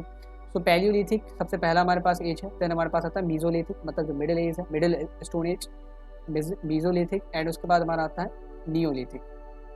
नियोलिथिक टाइम फ्रेम कुछ इस तरीके का, and Palaeolithic, mesolithic and Neolithic तीनों का टाइम फ्रेम डिफर कर सकता है। अगर एशिया की बात करें तो पैलियोलिथिक अलग टाइम फ्रेम में आ सकता है, हो सकता है कि 2.5 मिलियन ईयर BP, मतलब आज से 2.5 मिलियन ईयर, मतलब 25 लाख साल पहले से लेके अगर बात करें तो 15,000 BC तक, ये शायद एशिया के लिए हो, एंड यूरोप के लिए यही 15,000 BC से 8,000 BC हो जाए, क्योंकि कुछ कुछ चीज़ें पत्थरों से बने औजारों का इस्तेमाल यूरोप में तब भी किया जा रहा था जब एशिया में ये लोग मेटल्स के औजारों पे शिफ्ट हो चुके थे। तो पैलियोलिथिक, मीजोलिथिक एंड नियोलिथिक है। उसके बाद हमारा आता है चैल्कोलिथिक। चैल्कोलिथिक एज मतलब जब लोगों ने मेटल्स का इस्तेमाल शुरू किया, मेटल से वो लोग वेपन्स बनाते थे एंड अपने आप को प्रोटेक्ट करते थे। तो चैल्कोलिथिक क्या है या मेटल्स एज क्या है? मेटल एज क्या है? दोनों बात बराबर ही है। तो बहुत सारे लोग कंफ्यूज होते हैं भाई चैल्कोलिथिक क्या है, मेटल एज क्या है, तो दोनों एक ही है। चैल्कोलिथिक क्या है, मेटल एज क्या, बात बराबर ही है। तो मेटल एज में सबसे पहले शुरुआत हुई थी कॉपर के इस्तेमाल की, तो कॉपर एज हमारा आता है। एंड ये जो ये जो स्टोन एज है वो 2.5 मिलियन ईयर से शुरू होता है, 5 मिलियन ईयर्स BP, मतलब आज से 25 लाख साल पहले शुरू होकर 4500 साल पहले तक ख़त्म हो गया, ठीक है। उसके बाद लोगों ने मेटल पे शिफ्ट कर लिया, ठीक है। उसके बाद 4500 BC के बाद जो है वो कॉपर एज आता है, एंड कॉपर एज रहेगा आपका 4500 से 3000 BC तक। उसके बाद लोग कॉपर से धीरे धीरे टीन उनको मिल जाता है, तो कॉपर और टिन मिला के वो लोग क्या कर लेते हैं, ब्रॉन्ज बना लेते हैं। ब्रॉन्ज वॉज मोर ड्यूरेबल, बहुत ज़्यादा इसका उपयोग, बहुत ज़्यादा ये टिकता भी था, एंड इसके उपयोग बहुत जगह हो सकते थे। तो bronze was more suitable for the weapons than copper. Copper से वेपन्स नहीं बनाए जा सकते थे क्योंकि इनमें उतना स्ट्रेंथ नहीं होता, ब्रॉन्ज से बनाए जा सकते थे। तो 3000 BC के बाद से ब्रॉन्ज एज शुरू होता है, 3000 BC के बाद से ब्रॉन्ज एज शुरू होगा। 3000 से ये 1500-1800 तक रहेगा। उसके बाद अगर आप देखेंगे तो आयरन एज शुरू हो जाएगा। तो ये जो हमारा ब्रॉन्ज एज है, इसी दौरान तो शैडो का निर्माण हो रहा है। उरुक का निर्माण कब हुआ? 3000 BC में। तो ऑब्वियसली जब शैडो का निर्माण होगा तभी तो वेपन्स को बनाया जाएगा। वेपन्स को कब बनाया जाएगा? मेटल्स की आवश्यकता कब पड़ेगी? जब अर्बनाइजेशन होगा। एंड अर्बनाइजेशन कब होगा? जब शैडो का निर्माण होगा। एंड शैडो का निर्माण कब हो रहा है? 3000 BC के अराउंड। एंड शैडो का अराउंड निर्माण जब ब्रॉन्ज एज में हो रहा है तो ऑब्वियसली जो वेपन्स है वो तो ब्रॉन्ज की ही बनाई जाएगी, कॉपर की तो नहीं बनाई जाएगी, क्योंकि कॉपर की तब बनाई जाती है जब जो शैड है वो 4500-4400 BC के अराउंड बना देते। तब हमारे पास ऑप्शन ही नहीं था। अब हमारे पास ऑप्शन है कि हम कॉपर या ब्रॉन्ज में से किसी से भी बना सकते हैं। तो बेटर विल बी ब्रॉन्ज, क्योंकि इसकी जो स्ट्रेंथ है, ड्यूरेबिलिटी है वो ज़्यादा है as compare to copper. So Mesopotamians weapons were made up of bronze, जिसको हिंदी में कांस्य कहते हैं। बहुत सारे लोग ये मानते हैं कि ब्रॉन्ज मतलब पीतल होता है। पीतल का इंग्लिश होता है ब्रास। पीतल का अंग्रेजी जो होता है that is brass. And iron steel की तो बात ही छोड़ दे, ये सारी चीज़ें तब तक डिस्कवर्ड हुई भी नहीं है। अब आगे बढ़ते हैं 8वें क्वेश्चन को देखते हैं। Which one was considered to be the cheapest way of carrying trade goods by the Mesopotamians. Mesopotamians व्यापारिक माल मतलब ट्रेड गुड्स जैसे वुड्स हो गया, फ्रूट्स हो गया, वेजिटेबल्स हो गया, ग्रेन्स हो गया, टेक्सटाइल्स हो गया, इन सब को ले जाने के लिए कौन सा तरीका अख्तियार करते थे? कौन सा तरीका सबसे सस्ता एंड सबसे ज़्यादा आसान होता था? क्या लैंड रूट आसान होता था कि भाई लैंड रूट के थ्रू ट्रेड कर लिया? क्या समुद्री मार्ग आसान होता था? क्या नदी मतलब जो रिवरन रूट है वो आसान होता था इनके लिए? या कोई और तरीका होता होगा? तो आपको इनमें से कोई भी नहीं ऑप्शन को चुनना है। सबसे आसान तरीका ट्रेड गुड्स को एक जगह से दूसरी जगह ले जाने का कौन सा था according to Mesopotamians? Land route, marine route, riverine route या नन ऑफ द अबव? सबसे पहले ऑप्शंस को एलिमिनेट करते हैं। अगर आपको देखें एमसीक्यूज में ऐसा बिल्कुल भी नहीं है कि आपको सही उत्तर आना चाहिए। अगर आपको गलत उत्तर भी आता है, आपको ये पता है कि इन चारों में से कौन कौन से गलत है, तो भी आप आसानी से पहुंच सकते हैं। सबसे पहले जब भी आप नन ऑफ द अबव को देखें तो 100 में से 95 क्वेश्चन में तो नन ऑफ द अबव कभी भी आंसर नहीं हो सकता। ठीक है, तो नन ऑफ द अबव पे आपका एतबार, आपका जो भरोसा वो कम होना चाहिए। अब हम नन ऑफ द अबव को छोड़ के बाकी के 3 ऑप्शंस को एलिमिनेट करते हैं। लैंड रूट का इस्तेमाल अगर मेसोपोटामियंस करते होंगे तो सामान कैसे ले जाते होंगे? बुलोक कार्ट्स पे या बैलों के ऊपर। तो लैंड रूट के थ्रू ट्रेड करने में क्या दिक्कत है? एक तो टाइम बहुत ज़्यादा लगेगा, एंड दूसरी बात जब आप बुलक्स के साथ या ऑक्स के साथ जा रहे हैं तो ये तो आखिर है तो लिविंग बींग्स, तो ये तो एक न एक टाइम पे आके तो थकेंगे, तो ये फिर थक जाएंगे। थोड़े देर सामान उठाने के बाद फिर ये थक जाएंगे, फिर इनको थोड़ा सा रेस्ट चाहिए होगा। तो आपको बीच बीच में रेस्ट भी करना पड़ेगा, स्पीड ऑलरेडी इनकी बहुत स्लो होगी। तो लैंड रूट ट्रेड के लिए यूज़ किया जाता था, but that was not considered to be the cheapest and the bestest. सबसे आसान और सबसे ज़्यादा सुविधाजनक ये रूट नहीं था, मतलब ये तरीका नहीं था। मरीन रूट, समुद्री मार्ग एक आसान तरीका हो सकता है, लेकिन मेसोपोटामियन समुद्री ट्रेड बहुत कभी करते थे। बाद में चल के ये जो हम एंशियंट मेसोपोटामिया की बात करते हैं, बाद में चल के वो हड़प्पन सिविलाइजेशन के साथ ट्रेड करने लगे, वो अलग बात है। तो उसमें भी उनको समुद्री रूट का जो रिवरीन मरीन रूट है, मरीन ट्रेड है, उनमें उतना एक्सपीरियंस नहीं था इनको। तो मरीन ट्रेड में मिलुहा मतलब ये लोग हड़प्पा को मिलुहा कहते थे। हड़प्पा को ये लोग मेसोपोटामिया वाले मिलुहा कहते थे। तो इन्होंने कहा कि मिलुहा के लोग समुद्र बढ़िया से नाव चला लेते हैं, ट्रेड कर पाते हैं। सो मिलुहा को उन्होंने लैंड ऑफ सी फेयरर्स भी कहा था, क्योंकि ये मेसोपोटामिया के लोग समुद्र में अच्छे से नाव नहीं चला पाते थे। But riverine route was considered to be the best. वो नदियों में बहुत बढ़िया से नाव चला पाते थे, एंड नदियों को वो सबसे चीपेस्ट और सबसे बेस्टेस्ट वे मानते थे। तो सबसे पहले बोट कभी थकेगा नहीं, नाव कभी थकेगा नहीं, एंड ना ही हमें इसे एडिशनल प्रेशर डालने की जरूरत है। थोड़े दूर तक हमें खेना पड़ेगा, खेना मतलब थोड़े दूर तक हमें इसे रो करना पड़ेगा। देन जब ये एक करंट को पकड़ लेता, करंट मतलब जो ये प्रवाह को पकड़ लेता, तो आप इसको रो करे या ना करे, ये खुद आगे बढ़ता जाएगा, बस आपको इसको डायरेक्ट करना पड़ेगा। तो riverine route was considered to be the cheapest and bestest way to carry goods by the Mesopotamians. Land route भी इस्तेमाल में लिए जाते थे, एंड मरीन रूट भी इस्तेमाल में लिए जाते थे, लेकिन इन दोनों में थोड़ी सी जो कॉन्सिक्वेंसेज है वो थोड़े से ज़्यादा ही निगेटिव है। लाइक लैंड रूट में हमने देख लिया तो टाइम बहुत ज़्यादा लगेगा, ऊपर से हमें रुक के चलना पड़ेगा। मरीन रूट में Mesopotamians were not that kind of proficient in sea faring, ये समुद्र में नाव चलाने में उतने ज़्यादा प्रोफिशिएंट नहीं थे, उतने ज़्यादा कुशल नहीं थे। So riverine route was considered to be the cheapest way of trading goods. And इन तीनों के अलावा कौन सा रूट आज हम लोग इस्तेमाल करते थे? आज के ट्रेड में इन तीनों के अलावा कौन सा रूट हम लोग इस्तेमाल करते हैं? आपको कमेंट बॉक्स में बताना है। Marine route, riverine route, land route के अलावा कौन सा 2 रूट कम से कम आपको बताना है जिसका हम लोग इस्तेमाल करते हैं फॉर ए ट्रेड में। So riverine route will be the correct answer. उसके बाद moving to the 9th question, which of the following city was not located in the southern Mesopotamia. हमने आपको बताया था कि जब मेसोपोटामिया में अर्बनाइजेशन होगा तो ज़्यादातर जो शहर है वो सदर्न मेसोपोटामिया में बनाए जाएंगे। तो कौन सा जो शहर है वो सदर्न मेसोपोटामिया में लोकेटेड नहीं था, मतलब सेंट्रल या नॉर्थ मेसोपोटामिया में लोकेटेड होगा। क्या मारी नहीं लोकेटेड था सदर्न मेसोपोटामिया में, या बेबीलोन नहीं लोकेटेड था, या उरुक नहीं लोकेटेड था, या उर नहीं लोकेटेड था? When it comes to the city, तो Uruk is one of the ancient cities in the world. Uruk बहुत पुरानी है। मेसोपोटामिया में सबसे पहले उरुक की ही शहर को बनाया गया था। इन चारों शहरों में कौन सा ऐसा शहर है जो सदर्न मेसोपोटामिया में नहीं था? प्रोबेबली वो सेंट्रल मेसोपोटामिया में होगा या नॉर्दर्न मेसोपोटामिया में होगा। तो जब आप यहाँ पे मैप देखेंगे तो विल फाइंड कि ये जो मेसोपोटामिया है इसका ये इलाका हो गया नॉर्थ, ये हो गया नॉर्थ ईस्ट, ये हो गया हमारा साउथ, ये हो गया हमारा साउथ वेस्ट, ये हो गया साउथ ईस्ट। साउथ में अगर आप देखें तो बेबीलोन भी है, उरुक भी है, उर भी है। एंड माड़ी is located in the north India, north Mesopotamia या सेंट्रल मेसोपोटामिया। सो माड़ी is the city which was not located in the southern Mesopotamia. इसके अलावा दजला जो रिवर है, यहाँ पे एक सिटी थी निनेवा करके। निनेवा भी अगर आप कहें तो सदर्न मेसोपोटामिया में नहीं लोकेटेड है, ये आपका हो गया नॉर्थ ईस्टर्न मेसोपोटामिया में, जहाँ पे आज से 6000-7000 साल पहले खेती की शुरुआत हुई थी। So now coming to the next question, 10th question, which was the hero in Mesopotamian tradition, which is mentioned in the Mesopotamian text as a savior of life from flood। जैसा हमने बाइबलिकल ट्रेडिशन में देखा कि अचानक से बाढ़ आ गया and भगवान ने नोआ को चुना कि आपको धरती पे सर्वाइवल को इंश्योर करना है, वैसे ही मेसोपोटामियन ट्रेडिशन में भी हमें बहुत सारे टेक्स्ट मिले। टेक्स्ट मतलब मेसोपोटामियन टैबलेट्स मिले, पट्टिकाएं मिली, क्योंकि उस जमाने में कागज़ का तो आविष्कार हो नहीं था। तो उन पट्टियों में एक नाम का बहुत बड़ा जिक्र है जिसने मेसोपोटामिया के लोगों को एक बहुत बड़े बाढ़ से बचाया था। उस व्यक्ति का क्या नाम है? क्या उस व्यक्ति का नाम सारगोन है? क्या उस व्यक्ति का नाम हम्मुराबी है? क्या उस व्यक्ति का नाम नेबुनिडस है? क्या उस व्यक्ति का नाम ज़ियोसूद्र है? सारगोन, हम्मुराबी, नेबुनिडस या ज़ियोसूद्र, इन चारों में से कौन सा सही ऑप्शन है जिनका जिक्र मेसोपोटामिया के टेक्स्ट में इसलिए कहा गया क्योंकि इन्होंने मेसोपोटामिया की पॉपुलेशन को बाढ़ से रक्षा किया था, मेसोपोटामिया की पॉपुलेशन की बाढ़ से रक्षा की थी। So the correct answer will be Ziusudra, क्योंकि सारगोन तो किंग थे, सारगोन अकेडियन किंग थे, हम्मुराबी भी एक किंग है बेबीलोन के, क्योंकि ये इनका कोड ऑफ कंडक्ट बहुत फेमस है कि इन्होंने एक यूनिफॉर्म लॉ की स्थापना करी थी। देन नेबुनिडस भी एक किंग है। तो इन तीनों के अलावा जो हमारे पास ऑप्शन बता है ज़ियोसूद्र। ज़ियोसूद्र एक कैरेक्टर है जिसको मेसोपोटामियन टेक्स्ट में मेंशन किया गया कि इन्होंने लोगों को बचाया था अकेले दम पे, सबको नाव पे सवार करवाया and they basically took them off to the safest place. Mesopotamia की परंपरा में उस नायक का नाम जो है वो ज़ियोसूद्र है। इसको कभी कभी हिंदी में उतनात पिश्तिम भी कह देते हैं, उतना पिश्तिम, लेकिन ज़्यादातर तौर पर इसे ज़ियोसूद्र कहा जाता है।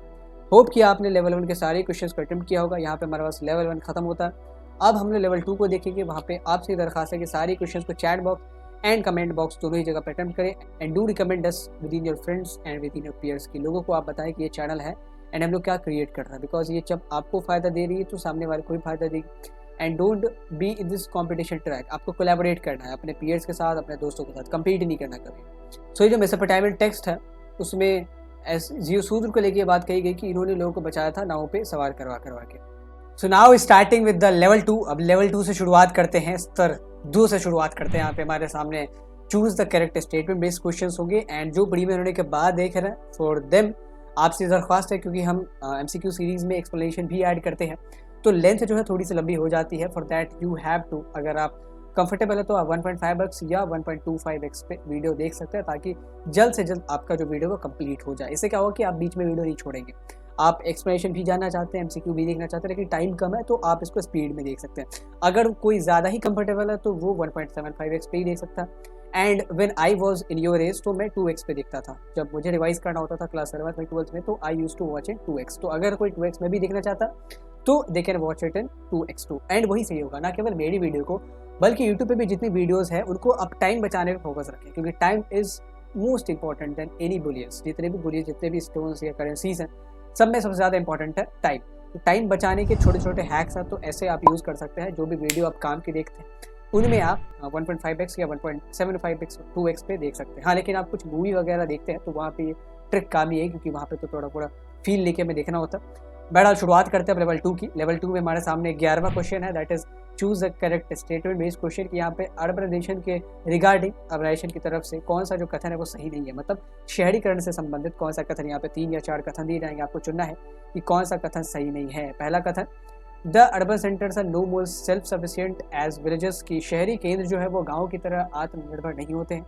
एंड ये अर्बनाइजेशन कोई मेसोपोटामिया के संदर्भ में नहीं, नॉर्मल कोर्स में भी, क्योंकि वहाँ पे इस चैप्टर में आपको अर्बनाइजेशन के बारे में बताया गया है कि अर्बनाइजेशन क्या होता है एंड कैसे ये जो विलेज है उनसे अलग है, कैसे विलेज कंपोजिशन से अलग होता है। So urbanisation is direct result of surplus agriculture and good rainfall. की शहरीकरण जो है वो ज़्यादातर कृषि मतलब हमारे पास जो प्रोड्यूस है वो सरप्लस में हो गया, जितनी हमें ज़रूरत है उससे ज़्यादा हमने प्रोड्यूस कर लिया, एक उसके कारण और एक अच्छी रेनफॉल है, तो इन दोनों के कारण शहरीकरण होता है। तीसरा स्टेटमेंट की श्रम विभाजन शहरी केंद्रों की उल्लेखनीय विशेषता है कि जो डिवीजन ऑफ लेबर है वो अर्बनाइजेशन की सबसे रिमार्केबल फीचर, सबसे उल्लेखनीय विशेषता है। चौथा कि अर्बन इकोनॉमी जो शहरी अर्थव्यवस्था है वो बिना रिटर्न रिकॉर्ड्स के, बिना लिखित अभिलेखों के भी आगे बढ़ सकती है। इन चारों में से कौन सा कथन सही नहीं है? You have to write your answers in the chat box and in the comment box to.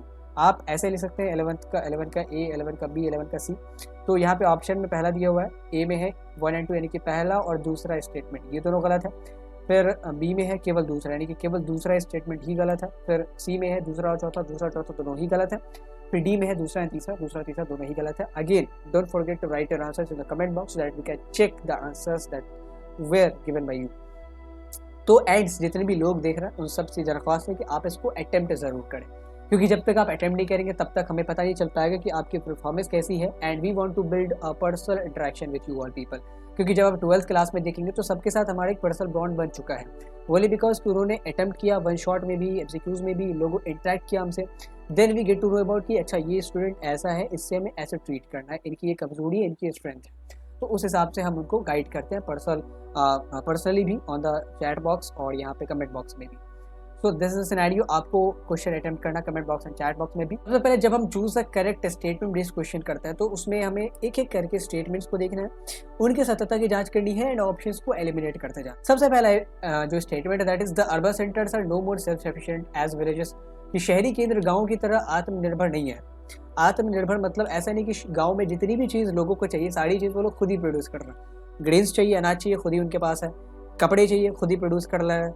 अगर एजुकेशन चाहिए, खुद ही प्रोड्यूस कर ले रहे हैं।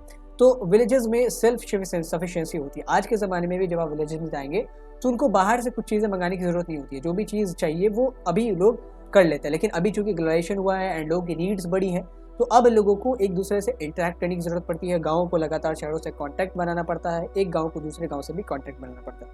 लेकिन शहरों में ये चीज़ आप नहीं कर सकते। शहरों के पास मजबूरी है, क्योंकि इनके पास इतनी पॉपुलेशन है कि वो इतने लोगों की नीड्स को कलेक्टिवली फुलफिल नहीं कर सकते, तो आपको दूसरे शहर पर डिपेंडेंट रहना पड़ेगा। One urban centre is always dependent upon the other urban centres. हमेशा एक अर्बन सेंटर जो है दूसरे अर्बन सेंटर पर डिपेंडेंट रहेगा। लाइक सपोज अगर आप बात करें बेंगलुरु की, तो बेंगलुरु में IT हब बहुत बढ़िया है, लेकिन वहाँ पे क्या है कि जो बिजली है, जो आप कह ले तो पावर हाउसेस है, वो सप्लाई उतना अच्छा से नहीं होता। पावर हाउस बगल में मैसूर में बहुत अच्छा बनता है, मतलब वहाँ से बिजली बहुत सस्ती मिलती है। तो प्रोबेबली जो IT हब है वहाँ पे जो ऑफिस बनाए जाएंगे वहाँ पे बिजली वहाँ से मंगाई जाएगी। तो अगर बेंगलुरु वाले कहते कि नहीं हमें सेल्फ सफिशिएंट बनना, सारी चीज़ें यूँ नहीं चाहिए, तो फिर उन्हें अपना पावर हाउस बनाना पड़ता एंड उसको बनाने में खर्च लगेगा, फिर टाइम भी लगेगा। इससे अच्छा मैसूर में चूँकि सस्ता दाम पे मिल भी रहा है तो हम वहाँ से आउटसोर्स कर लेंगे। This is the scenario. तो अर्बन सेंटर्स हमेशा से ही सेल्फ सफिशिएंट नहीं होते हैं, they are no more self sufficient. उसके बाद urbanisation is the direct result of surplus agriculture and the good rainfall, की शहरीकरण जो है हमेशा अधिशेष कृषि और अच्छी वर्षा का प्रत्यक्ष परिणाम है। ये गलत बात है। शहरीकरण में एग्रीकल्चर का रोल होता है लेकिन एक लिमिटेड एक्सटेंट तक। उसके बाद ट्रेड का भी रोल होता है, क्राफ्ट प्रोडक्शन का भी रोल होता है कि कौन से क्राफ्ट ज़्यादा क्राफ्ट बनेंगे। देखिए शहर जो जितने बड़े बड़े शहर होते हैं ना उनमें जितनी ही वैरायटी ऑफ एक्टिविटीज़ परफॉर्म करी जाती है। छोटे शहर की बात करें लाइक द शहर विच आई बिलोंग टू, दरभंगा एक बहुत छोटा सा शहर है बिहार का, तो वहाँ पे लिमिटेड एक्टिविटीज़ परफॉर्म होती है। इंडस्ट्री के नाम पे कुछ भी नहीं है। लेकिन जब आप बड़े बड़े शहरों में देखेंगे लाइक बॉम्बे हो गया, पुणे हो गया, तो वहाँ पे अलग अलग इंडस्ट्री है। बॉम्बे की बात करें तो वहाँ पे बहुत अलग अलग इंडस्ट्री होगी, बॉलीवुड भी इंडस्ट्री है, फाइनेंस एक बहुत बड़ा हब है बॉम्बे में। अब जब बॉम्बे जाएंगे तो फाइनेंस एक बहुत बड़ा हब है, वेंचर कैपिटल बहुत सारे वहाँ पे है, बैंक्स के हेडक्वार्टर्स बहुत सारे वहाँ पे, सेबी का हेडक्वार्टर वहाँ पे है, फिर नाबार्ड का भी हेडक्वार्टर शायद वहीं पे है। तो ये सारी चीज़ें, आरबीआई का भी हेडक्वार्टर शायद बॉम्बे में ही है, नॉट रॉन्ग। तो ये सारी चीज़ें वहाँ पे, फाइनेंस का हब है, बॉलीवुड का हब है, बाकी इंडस्ट्रीज़ वहाँ पे लगी हुई हैं, एजुकेशन बहुत अच्छे से होता है, रियल एस्टेट एक बहुत बड़ा बिजनेस है वहाँ पे। तो जितनी ज़्यादा डाइवर्स एक्टिविटीज़ परफॉर्म होंगी एक शहर में उतना ही ज़्यादा वो अर्बनाइज होता जाएगा, उतना ही ज़्यादा वो बड़ा होता जाएगा। तो शहरीकरण में केवल एग्रीकल्चर का रोल नहीं होता, ट्रेड का भी रोल होता है। ट्रेड में कितनी प्रकार की ट्रेड हो रही है, फिर कितने प्रकार के इंडस्ट्रीज़ लग रहा है, कितने प्रकार की एक्टिविटीज़ हो रही है, क्राफ्ट कितने प्रोड्यूस होते हैं, क्राफ्ट मतलब चीज़ें कितनी प्रोड्यूस हो रही है, इन सब का भी बहुत बड़ा रोल है। तो एग्रीकल्चर एंड गुड रेनफॉल से ही केवल शहरीकरण नहीं होता। दिस स्टेटमेंट इज इनकम्प्लीट, इसीलिए इसे हम इनकरेक्ट मान सकते हैं। अर्बनाइजेशन में, शहरीकरण में एग्रीकल्चर और अच्छे रेनफॉल के अलावा भी बहुत सारी चीज़ों की ज़रूरत पड़ती है। अगर ऐसा होता तो दुबई तो कभी शहर बनता ही नहीं। दुबई में कौन सा एग्रीकल्चर होता है या रेनफॉल होता है? दुबई में आपको जान के आश्चर्य होगा कि 1 या 2 दिन साल में बारिश होती है। दुबई में जब बारिश होती है तो सारी ऑफिसेस बंद कर दी जाती है, क्योंकि भाई 2 या 3 दिन तो साल में बारिश हो रही है, तो सारे लोग घर पे बैठ के फिर एंजॉय करते हैं। तो अब वैसे तो उसको शहर बनना ही नहीं चाहिए था, लेकिन दुबई ने अपने आप को डेवलप किया as a real estate hub, as a hub of service sector की। वहाँ पे बड़ी बड़ी ऑफिसेस बनती है, उन्होंने टैक्स फ्री कर दिया पूरी तरीके से इकॉनमी को। तो जितनी भी बड़ी बड़ी कॉर्पोरेट ऑफिसेस है वो वहाँ जाके अपना हेडक्वार्टर्स बना रही है, ऑपरेट कर रही है। एंड चूंकि वहाँ पे लॉ एंड ऑर्डर बहुत बढ़िया है तो कोई भी चीज़ आसानी से फंक्शन कर पाती है। So these things have contributed in making Dubai as a global city, एक ग्लोबल सिटी के रूप में वो डेवलप हुआ है। तो अगर खाली खेती या गुड रेनफॉल से शहर डेवलप हो पाते हैं तो दुबई जैसे शहर या रियाद जैसे शहर या बॉम्बे जैसे शहर कभी भी आबाद नहीं हो सकते थे। उसके बाद division of labour is the remarkable feature of urban centres. तो ये तो स्टेटमेंट बहुत ही सही है। अगर छोटे से किसी अर्बन सेंटर की बात करें, लाइक दिल्ली की बात करें, दिल्ली में अगर आप बात करते हैं, दिल्ली तो बहुत सारे डाइवर्स फंक्शन को परफॉर्म करता है। तो दिल्ली में आप देखेंगे तो बहुत बड़े IT हब्स भी हैं। दिल्ली के बगल में गुरुग्राम है, that is the silicon valley, the next silicon valley of India. तो वहाँ पे IT हब भी है। तो देखिए डिवीजन ऑफ लेबर से हमारा क्या मतलब होता है। डिवीजन ऑफ लेबर का एक बहुत अच्छा एग्जांपल आपकी किताब में दिया हुआ है। लेट सपोज आपके पास जो फ़ोन है, दैट इज़ अ फ़ोन, या मेरे पास जो लैपटॉप है जिससे मैं ये वीडियो रिकॉर्ड कर रहा हूँ, उस लैपटॉप में एक मदरबोर्ड लगा होगा, उस लैपटॉप में कैमरा लगा होगा, उस लैपटॉप में प्लास्टिक की कवरिंग्स लगी हुई है। आपको क्या लगता है कि सारी चीज़ें एक ही जगह से आई होंगी? प्लास्टिक की कवरिंग्स हो सकता है कनाडा से आई हो, मेरा जो लैपटॉप वो HP का बना है, हो सकता है कि आपका लैपटॉप डेल का हो, तो डेल एक US की कंपनी है, तो हो सकता है कि जो प्लास्टिक है वो कनाडा से आया हो, एंड जो मदरबोर्ड है वो शायद ईस्टर्न कोस्ट से आया हो, या वहाँ से फ्लोरिडा वगैरह में अच्छे से इंजीनियर्स है तो वहाँ से मदरबोर्ड बन के आया हो। फिर कैमरा सेंसर जो है वो प्रोबेबली हो सकता है मैक्सिको से आया हो। एंड इसलिए ऐसे क्योंकि बहुत सारे जो होते हैं वो स्पेशलाइज सेंटर्स है, मैक्सिको में बहुत बढ़िया कैमरा सेंसर बनते हैं, तो हम अपने यहाँ कैमरा सेंसर्स बनाने से अच्छा है कि उन्हीं से खरीद लेते, हमारा टाइम भी बच जाएगा एंड पैसा भी बच जाएगा, हमें खुद से बनाना नहीं पड़ेगा। तो इन स्पेशलाइज सेंटर से क्या होता है, डिवीजन ऑफ लेबर का कॉन्सेप्ट आता है कि एक शहर में अगर हमें एक ऑफिस बनाना है, लेट सपोज ब्लेड रनर कल को बहुत बड़ी कंपनी बन जाती है एंड हम लोग बहुत कंटेंट प्रोड्यूस करते हैं ह्यूमैनिटीज़ से रिलेटेड, हम लोग पूरे ग्लोबल कंटेंट्स प्रोड्यूस करते हैं। चाहे आपको फ्रांस की ह्यूमैनिटी को पढ़ना तो भी आप हमारे यहाँ से पढ़ सकते हैं, आपको अफ्रीका की ह्यूमैनिटी को पढ़ना तो भी आप हमारे यहाँ से पढ़ सकते हैं, कोई वियतनाम में बच्चा बैठा हुआ है उसको ह्यूमैनिटीज़ पढ़नी है तो भी वो हमारे प्लेटफॉर्म से पढ़ सकता है। तो for that we will lead a huge office. उस ऑफिस को बनाने के लिए कितने लोग चाहिए? उस ऑफिस में हमें एक इंजीनियर चाहिए होगा जो उस ऑफिस की पूरी कंस्ट्रक्शंस को गाइड करेगा, एक आर्किटेक्ट चाहिए होगा जो उस पूरी ऑफिस को बनाएगा, कुछ लेबर्स चाहिए होंगे, एक अकाउंटेंट चाहिए होगा जो हमने लेबर्स को वेजेस पे रखा होगा दिहाड़ी पे डेली की, तो उसको फिर वो पैसा पे कर सके, एक कॉन्ट्रैक्टर चाहिए होगा जो इंजीनियर और लेबर के बीच के बीच के गैप को ब्रिज कर सके। फिर जब हमने ऑफिस बना लिया तब हमें कौन चाहिए, तब हमें कंटेंट क्रिएटर्स चाहिए, अलग अलग लैंग्वेजेस के कंटेंट क्रिएटर चाहिए, अलग अलग नेशनलिटीज़ के कंटेंट क्रिएटर चाहिए, फिर हमारे पास एडिटर्स चाहिए होंगे, फिर हमारे पास एक SEO करने वाले लोग चाहिए होंगे, फिर हमारे पास टेक वाले लोग चाहिए होंगे जो हमारा ऐप होगा वहाँ पे वीडियोस को डालेंगे। अगर हमने उन कोर्सेज को मोनेटाइज किया है, बहुत कम पैसे पे हम उन्हें पढ़ा रहे हैं या कोर्सेज दे रहे हैं या सब्सक्रिप्शन दे रहे हैं, तो एक फाइनेंस टीम भी चाहिए इस सब का लेखा जोखा करने के लिए। तो देखिए कि एक छोटे से ऑर्गेनाइजेशन को चलाने के लिए कितने सारे लोगों की आवश्यकता होती है। So this is division of labour. तो ये तो छोटा सा एक ऑर्गेनाइजेशन है, शहर में तो ऐसे कितने ही ऑर्गेनाइजेशन होंगे एंड कितनी ही एक्टिविटीज़ परफॉर्म हो रही होंगी। आप समोसे की दुकान पे जाते हैं तो एक आदमी होता है जो समोसे का वो बेल लड़ा होता है, एंड एक आदमी होता है जो आलू बना रहा होता है, एक आदमी होता है जो समोसे को छान रहा होता है, एंड एक आदमी का क्या काम है, समोसा पैक करके आपको देना।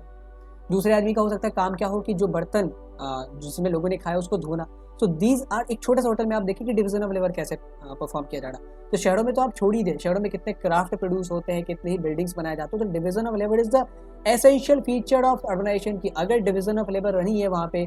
गाँव में क्या है कि एक ही आदमी टेक्सटाइल प्रोड्यूस कर रहा है, एक ही आदमी खेती भी कर दे रहा है, एक ही आदमी बाहर जाकर सामान ही बेच दे रहा है, तो वहाँ पे डिवीजन ऑफ लेबर का कॉन्सेप्ट बहुत कम होता है। लेकिन शहरों में डिवीजन ऑफ लेबर चाहिए क्योंकि किसी भी काम को हमें इफिशिएंटली करना है। तो एक ही आदमी सारे काम करेगा तो कोई भी काम एफिशिएंटली नहीं कर सकता। हो सकता है कि मेरा खेती में बहुत इंटरेस्ट हो लेकिन मुझे ट्रेड करना नहीं आता हो, फिर भी अगर मैं ट्रेड कर रहा हूँ तो वो बहुत ही एवरेज ट्रेड होगा, मेरी जो ट्रेडिंग स्ट्रैटेजी होगी बहुत एवरेज होगी। इससे अच्छा क्या है कि मैं एक प्रॉपर ट्रेडर को हायर कर लूँ जो बढ़िया से मार्केटिंग स्ट्रैटेजी अपना के अच्छे दामों पे सामानों को बेच सके। तो ये चीज़ें गाँव में नहीं होती, ये चीज़ें शहरों में होती है। आज के ज़माने में गाँव भी बहुत सारे विकसित हो चुके हैं, स्मार्ट विलेजेस बन रहे हैं, तो वहाँ पे डिवीजन ऑफ लेबर एंड बड़ी बड़ी चीज़ें ऑर्गेनाइजेशन, बड़े बड़े रियल एस्टेट की डेवलपमेंट आप वहाँ देख सकते हैं। लेकिन शहर में तो ये डिवीजन ऑफ लेबर बहुत ही इंपॉर्टेंट एंड रिमार्केबल फीचर होता है। तो दिस स्टेटमेंट इज करेक्ट। तो अगर आप देखें तो पहला और तीसरा स्टेटमेंट करेक्ट है। हमें यहाँ पे कौन से स्टेटमेंट्स को चुनना, those statements those who are not correct. हमें यहाँ पे कैसे स्टेटमेंट को चुनना जो सही नहीं है। तो पहला और तीसरा स्टेटमेंट तो कतई ऑप्शन में नहीं आना चाहिए। तो पहला स्टेटमेंट इस ऑप्शन में है, इसे भी हमने डिस्कार्ड कर दिया। तीसरा स्टेटमेंट जो कि सही है वो इस ऑप्शन में आया, इसे भी हमने डिस्कार्ड कर दिया। फिर या तो आंसर बी होने वाला है या सी होने वाला है। तो बी तो गलत है, तो वोली 2 या 2 एंड 4। अगर चौथा भी हमारा स्टेटमेंट गलत होगा तो आंसर हमारा सी होगा। अगर चौथा भी सही है, चौथा गलत नहीं चौथा सही है, तो हमारा आंसर बी होने वाला। सो urban economy can flourish without rate and records. अभी हमने बताया इतनी ज़्यादा डिवीजन ऑफ लेबर है, इतनी ज़्यादा अलग अलग एक्टिविटीज़ परफॉर्म की जाती है शहरों में, तो कैसे कोई जो शहर की इकोनॉमी है वो without rate and records perform कर सकती है। अगर हम लेखा जोखा नहीं रखेंगे, लिखित अभिलेखों को नहीं मेंटेन करेंगे तो कैसे शहरों में चीज़ों को फंक्शन किया जाएगा। So this statement is directly incorrect, ये तो अपेरेंटली इनकरेक्ट है, तो स्पष्ट तौर पे देखा जा सकता है कि ये इनकरेक्ट है।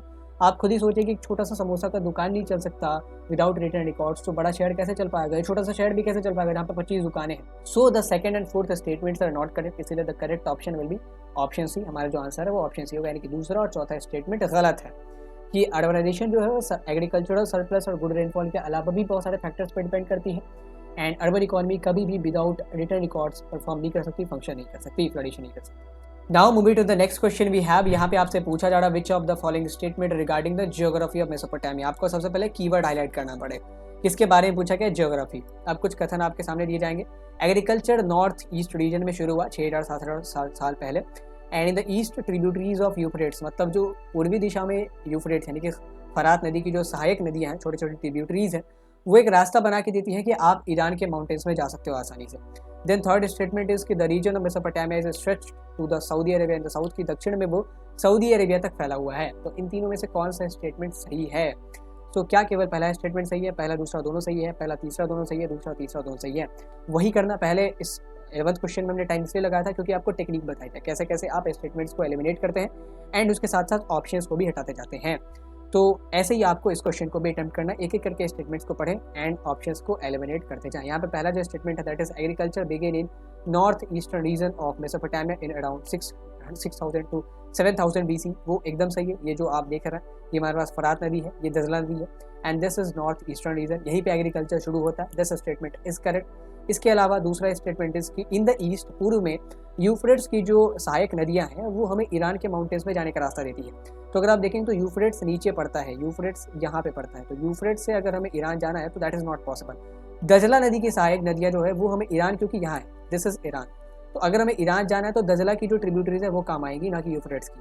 तो फरात यानी कि यूफ्रेट्स और दजला यानी कि टिग्रिस, तो अगर ईरान के माउंटेन्स पे जाना है, ईरान जाना है, तो टिग्रिस की जो सहायक नदियाँ, टिग्रिस की जो ट्रिब्यूटरीज हैं वो काम आएंगी, ना कि यूफ्रेट्स की। तो सेकंड स्टेटमेंट इज इनकरेक्ट, ये हमारा गलत हो गया। तो सेकंड स्टेटमेंट का जिक्र जिस भी ऑप्शन में किया जाएगा उसे में डिस्कार्ड कर देना है, क्योंकि हमें यहाँ पे केवल करेक्ट स्टेटमेंट को चुनना है, ना कि इनकरेक्ट स्टेटमेंट को। तो यहाँ पे सेकंड स्टेटमेंट का जिक्र ऑप्शन बी में एंड ऑप्शन डी में, इन दोनों को मैंने डिस्कार्ड कर दिया। अब या तो आंसर हमारा ऑप्शन ए होगा या ऑप्शन सी होगा। तीसरे स्टेटमेंट को देखते हैं, the region of Mesopotamia is stretched to the Saudi Arabia, south की सऊदी अरेबिया तक फैला हुआ। तो हमने देखा था कि भाई केवल 4 कंट्रीज हैं, तुर्की, सीरिया, कुवैत एंड इराक, इन्हीं चारों को ये छूता है, सऊदी अरेबिया तक तो जाता भी नहीं है। एंड साउथ में कहाँ तक फैला हुआ, कुवैत तक फैला हुआ है। ये जो साउथ का रीजन है, ये जो फार साउथ का रीजन देखते हैं, दिस इज कुवैत का रीजन, नॉट की सऊदी अरेबिया का रीजन। तो ये जो स्टेटमेंट है दैट इज ऑल्सो इनकरेक्ट। तो दूसरा और तीसरा गलत है, केवल पहला सही है। तो if only first statement is incorrect, तो हमारा सही आंसर क्या होगा, ऑप्शन ई, कि केवल ये स्टेटमेंट सही है कि एग्रीकल्चर जो है 6000-7000 साल पहले BC में, आज से तो 9000 साल पहले, 9000-8000 साल पहले, नॉर्थ ईस्टर्न रीजन में, जो रीजन ईरान और ऊपर लगते हैं उनसे, वहाँ उस रीजन में एग्रीकल्चर शुरू हुआ था। That is a scenario. उसके बाद अगला क्वेश्चन है 13वां क्वेश्चन। तो है वी हैव द 3 स्टेटमेंट्स की in the region of steppe के रीजन में animal domestication was a better way of livelihood, के स्टेपी के रीजन में, जो हमारा स्टेपी नॉर्थ में पड़ता था, माड़ी से लगता हुआ हमने देखा था, वहाँ पे पशुचारण एक अच्छी जीविका का साधन हो सकता था। मेसोपोटामियंस वर हैवीली डिपेंडेंट अपॉन एग्रीकल्चर, वो कृषि पे बहुत ज़्यादा डिपेंडेंट थे, निर्भर थे, क्योंकि इनके पास मीट जो है, मांस जो है और मिल्क जो है वो अप्रोप्रिएट क्वांटिटी में नहीं था, उचित मात्रा में नहीं था। दूसरा स्टेटमेंट। तीसरा है कि मेसोपोटामियंस ग्रू क्रॉप्स लाइक वो वीट, बार्ली वगैरह सब उगाया करते थे। सो ये 3 स्टेटमेंट में से कौन से स्टेटमेंट सही है, आपको जवाब हमें चैट बॉक्स या कमेंट बॉक्स दोनों ही जगह पे बताना है। And don't forget to attempt the questions. आपको कसम है, अगर आप इस वीडियो को देख रहे हैं तो अगर आपने अटेम्प्ट नहीं किया क्वेश्चंस को तो आपको ही नुकसान होने वाला है, हमारा कुछ नहीं जाएगा। हमने आपको वन शॉट दे दिया, हमने आपके लिए MCQ सेशंस करवा दिए और भी सब्जेक्ट्स के MCQ सेशंस करवाएंगे, लेकिन फिर भी अगर आप अटेम्प्ट नहीं करेंगे तो हमारी तरफ से कोई लॉस नहीं होगा। एंड इसके अलावा PDFs भी आपको दी जाएंगे। अगर इंस्टेंट PDF चाहिए तो इंस्टेंट PDF दे देंगे, अगर एक्सप्लेनेशन वाली चाहिए तो थोड़ा सा रुकना पड़ेगा आपको, एक्सप्लेनेशन व्याख्यान ऐड करने में थोड़ा सा वक्त लगता है, तो वक्त दे, हम एक्सप्लेनेशन वाली PDF भी जल्द अपलोड कर देंगे। बहरहाल ये जो PDF है वो आसानी से आपको टेलीग्राम ग्रुप पे मिल जाएगी। यहाँ पे क्या केवल दूसरा स्टेटमेंट सही है, पहला दूसरा दोनों सही है, पहला तीसरा दोनों सही है, या दूसरा तीसरा दोनों ही स्टेटमेंट सही है, आपको बताना है। सबसे पहले स्टेटमेंट्स को देखते हैं हम लोग एक एक करके। पहला statement, in the region of, hope कि आपने अभी तक इस क्वेश्चन को अटेम्प्ट कर लिया होगा। In the region of steppe animal domestication was a better way of livelihood. हमने देखा था स्टेपी क्या है, ऊंचा स्थल था जहाँ पे घास के मैदान बहुत बड़े थे, खेती भी की जा सकती थी क्योंकि रेनफॉल ठीक ठाक था, लेकिन ज़्यादा आसान तरीका होगा एनिमल डोमेस्टिकेशन, हम पशुपालन करें, गोश्त खाएं उनका और मीट खाएं और जो मिल्क है वो खाएं, ऊल उत्पादन करें। तो ये जो है अच्छा तरीका हो सकता था जीविकोपार्जन का। तो animal domestication was better way of livelihood as compare to agriculture, fishing और जो भी चीज़ें होती है in the region of steppe. तो दिस स्टेटमेंट इज करेक्ट। दूसरा स्टेटमेंट की कृषि पे बहुत निर्भर थे क्योंकि मीट और मिल्क नहीं होता था, तो हमने बताया कि मीट भी होते थे, मिल्क भी होते थे, ऊल भी होते थे। एग्रीकल्चर तो केवल नॉर्थ ईस्टर्न रीजन में ही है, साउथ में तो पॉसिबल था क्योंकि जो टिग्रिस और यूफ्रेट्स की नदियां हैं साउथ में, चूंकि डेजर्ट है, ये जो बेबीलोन और उड़ू की सिटी है वो डेजर्ट में बसी है, लेकिन फिर भी एग्रीकल्चर इसलिए पॉसिबल हो पाता था क्योंकि अगर आप मैप देखेंगे ना तो दोनों ही नदियाँ जो है Euphrates and tigris Persian gulf में जब प्रवाहित होती हैं तो वो बहुत सारा सिल्ट भी ऊपर से लेके पहाड़ों से नीचे उतरते उतरते बहुत सारा सिल्ट, जो सिल्ट मतलब जब उन्होंने ज़मीनों को काटा था, सॉइल इरोजन किया था, तो बहुत सारे सिल्ट को अपनी तरफ लाते लाते वो फिर वहाँ पे डिपॉजिट कर देती है। तो डेजर्ट में अब सिल्ट डिपॉजिटेड होगा, धीरे धीरे वहाँ पे खेती भी पॉसिबल हो पाती है। एंड ये जो शहर है उड़ू है वहाँ पे अच्छे खासे मात्रा में खेती भी होती थी। लेकिन ऐसा नहीं था कि केवल वो लोग खेती पर डिपेंडेंट थे, हमने देखा था कि वो लोग ट्रेड भी करते थे, मीट भी बेचते थे, मिल्क भी बेचते थे, ट्रेड करके पैसा भी कमाते थे। ग्रेन्स तो खासा मात्रा में इनके पास होता ही था, ठीक है। उसके अलावा ये लोग बाहर से भी चीज़ों को मंगाते थे, बाहर से फ्रूट्स वगैरह मंगाते थे। इनके पास एक फ्रूट होता था जिसके खजूर जो फ्रूट है आप देख सकते हैं, पाम, वो ये लोग बहुत खाते थे। उस पूरे मिडिल ईस्ट के रीजन में जब आप देखेंगे तो पाम और ये जो फिज होता है जिसे हम लोग अंजीर कहते हैं, तो फिग ये जो फ्रूट है, ये दोनों फ्रूट बहुत ज़्यादा खाया जाता है। So this statement is incorrect कि मीट और मिल्क अप्रोप्रिएट क्वांटिटी में था, कोई इसकी दिक्कत नहीं थी, एग्रीकल्चर पे लोग ओवर डिपेंडेंट नहीं थे। अभी अगर देख रहे हैं कि दूसरे स्टेटमेंट कमीशन जिस भी ऑप्शन में किया जाएगा उसे हमें डिस्कार्ड कर देना। जैसे पहला ऑप्शन डिस्कार्ड हो गया क्योंकि यहाँ पे करेक्ट स्टेटमेंट ढूंढना है, तो ये तो डिस्कार्ड हो गया। दूसरे में भी करी गई है, ऑप्शन डी में भी करा गया, तीनों ऑप्शन जब डिस्कार्ड हो गया, अभी हमने तीसरे स्टेटमेंट को देखा भी नहीं है, तो ही हम बता सकते हैं कि option C will be the correct answer, क्योंकि ये तीनों ऑप्शन तो डिस्कार्ड कर दिए हमने। तो अगर हमने तीसरे स्टेटमेंट को देखा है या नहीं देखा, फिर भी उसको एनालाइज करने से पहले ही हम लोग आंसर पे पहुंच गए, and that will be the correct answer, क्योंकि हमारे पास ऑप्शन तो ही बचा हुआ है। लेकिन फिर भी तीसरे स्टेटमेंट को देख लेते तो मेसोपोटामिया ज़रूरी तौर पे व्हीट, बार्ली, लेंटिल्स जो होते हैं, पीस होते हैं, सेसामम होते हैं, इन सारे चीज़ों को उगाया करते थे। तो व्हीट उगाया जाता था, बार्ली उगाया जाता था, पीस उगाए जाते थे, लेंटिल्स उगाए जाते थे, अलग अलग तरीके की दालें वो लोग उगाते थे। तो पहला और तीसरा स्टेटमेंट सही है, एंड बाकी जो दूसरा स्टेटमेंट है वो गलत है। तो दूसरे स्टेटमेंट का मेंशन यहाँ पे 3 ऑप्शंस में था, ए बी डी, इन तीनों को हमने डिस्कार्ड कर दिया। इसीलिए आपसे दरख्वास्त है कि आप जैसे जैसे स्टेटमेंट को पढ़ेंगे वैसे वैसे आप ऑप्शंस को भी एलिमिनेट करते जाएं, क्योंकि हमने जब देखा कि पहला स्टेटमेंट करेक्ट है तो या तो हमारा आंसर ऑप्शन बी होगा या ऑप्शन सी, क्योंकि जब हमने देखा कि यहाँ पे पहला स्टेटमेंट सही है, या तो हमारा आंसर ऑप्शन बी होगा या ऑप्शन सी होगा, क्योंकि ऑप्शन सी या ऑप्शन बी में ही फर्स्ट स्टेटमेंट को मेंशन किया गया है, even thought as is correct. तो ए या डी में तो उसको मेंशन नहीं करा गया, तो ए डी को हम लोग ऐसे डिस्कार्ड कर सकते हैं। फिर आया सेकंड स्टेटमेंट जब गलत है तो ऑप्शन बी भी डिस्कार्ड हो गया, and the option we have left with is option C, एंड ये हमारा फिर आंसर हो गया। इस तरीके से हम choose the correct statement based questions को अटेम्प्ट कर सकते हैं। अब आगे बढ़ते हैं एंड अटेम्प्ट करते हैं एक सोर्स बेस्ड क्वेश्चन को। यहाँ पे आपके सामने एक सोर्स दिया गया है, छोटा सा एक पैसेज है, बताया गया कि archaeology in Mesopotamia began in 1840s की 1840 के दशकों में जो पुरातत्व खनन है वो शुरू हुआ था। At 1 or 2 sites excavations continued for decades, के दशकों तक एक या दो जगहों पे, लाइक अगर आप उरुक सिटी की बात करें या उर की बात करें, तो इन दो शहरों में जो मेसोपोटामिया वर्तमान समय में इराक में पड़ता है, तो यहाँ पे दशकों तक एक्सकवेशन चालू रहता है। Not only can we and इन्हीं एक्सकवेशंस के चलते, इन्हीं कॉन्टिन्यूड एंड कंसिस्टेंट एक्सकवेशंस के चलते हमें मेसोपोटामिया के बारे में बिल्डिंग से भी पता चलता है, उनके बारे में अलग अलग स्टैच्यूज अवेलेबल हैं, ऑर्नामेंट्स अवेलेबल हैं, टूल्स अवेलेबल है, सीन्स अवेलेबल हैं, एंड सबसे इम्पॉर्टेंट चीज़ हमारे पास भारी मात्रा में हज़ारों की संख्या में रिटन डॉक्यूमेंट्स भी अवेलेबल हैं। तो मेसोपोटामिया और हड़प्पा सिविलाइजेशन में सबसे बड़ा फ़र्क यही है कि हड़प्पा सिविलाइजेशन में जो खुदाई है वो एक तो लेट शुरू हुई है, एंड ऊपर से वो लेस इंटेंस है, उसकी इंटेंसिटी कम है, लोग उतने इंटरेस्टेड नहीं है, ठीक है। मतलब सब अट्रैक्ट हो रहे हैं लेकिन nobody is taking that kind of step. Mesopotamia हमने देखा कि 1840 का दशक से शुरू हुई है जो एक्सकवेशंस का सीरीज़ है, एंड उसके बाद से दशकों तक केवल 2 शहरों पे उन्होंने खुदाई करी है, एंड हज़ारों करोड़ों मात्रा में उनको एविडेंसेस मिले हैं। यहाँ पे आपके सामने सवाल ये है, 14वां सवाल, कि विच रिटन डॉक्यूमेंट्स आर हाईलाइटेड है। यहाँ पे कौन, यहाँ पे अगर आप लास्ट लाइन में देखेंगे कि हज़ारों की संख्या में हमें रिटन डॉक्यूमेंट्स मिले हैं, तो किस प्रकार के लिखित दस्तावेज पर यहाँ पे बल दी। तो here we have the options. क्या यहाँ ये बताया गया कि बाइबल के हज़ारों दस्तावेज मिले, मतलब उसके हज़ारों पार्ट्स मिले होंगे जिनसे मेसोपोटामिया के बारे में पता चलता है।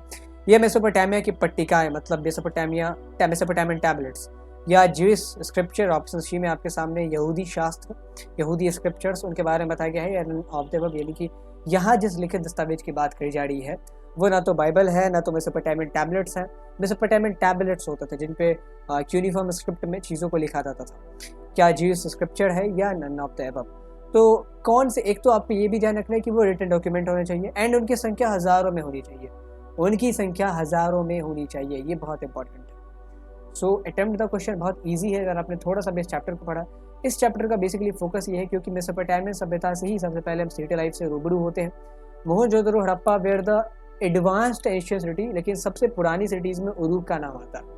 एंड सबसे पहले राइटिंग भी यहीं से शुरू हुई, तो सिटी लाइफ यहीं से शुरू होता है, राइटिंग यहीं से शुरू हुई है। ठीक है, राइटिंग के साथ सिटी लाइफ, सिटी लाइफ के साथ राइटिंग, जैसे जैसे चीज़ें अर्बनाइज होंगी अब लोगों ने सोचा कि अब हमें चीज़ों को लिखने की ज़रूरत है। सो मेसोपोटामिया के लोगों ने भारी मात्रा में चीज़ों को रिकॉर्ड भी करा, चाहे वो किसी ट्रांजेक्शन की बात हो, किसी इवेंट को रिकॉर्ड करना हो, किसी सेरेमनी में रिकॉर्ड को स्थापित करना हो।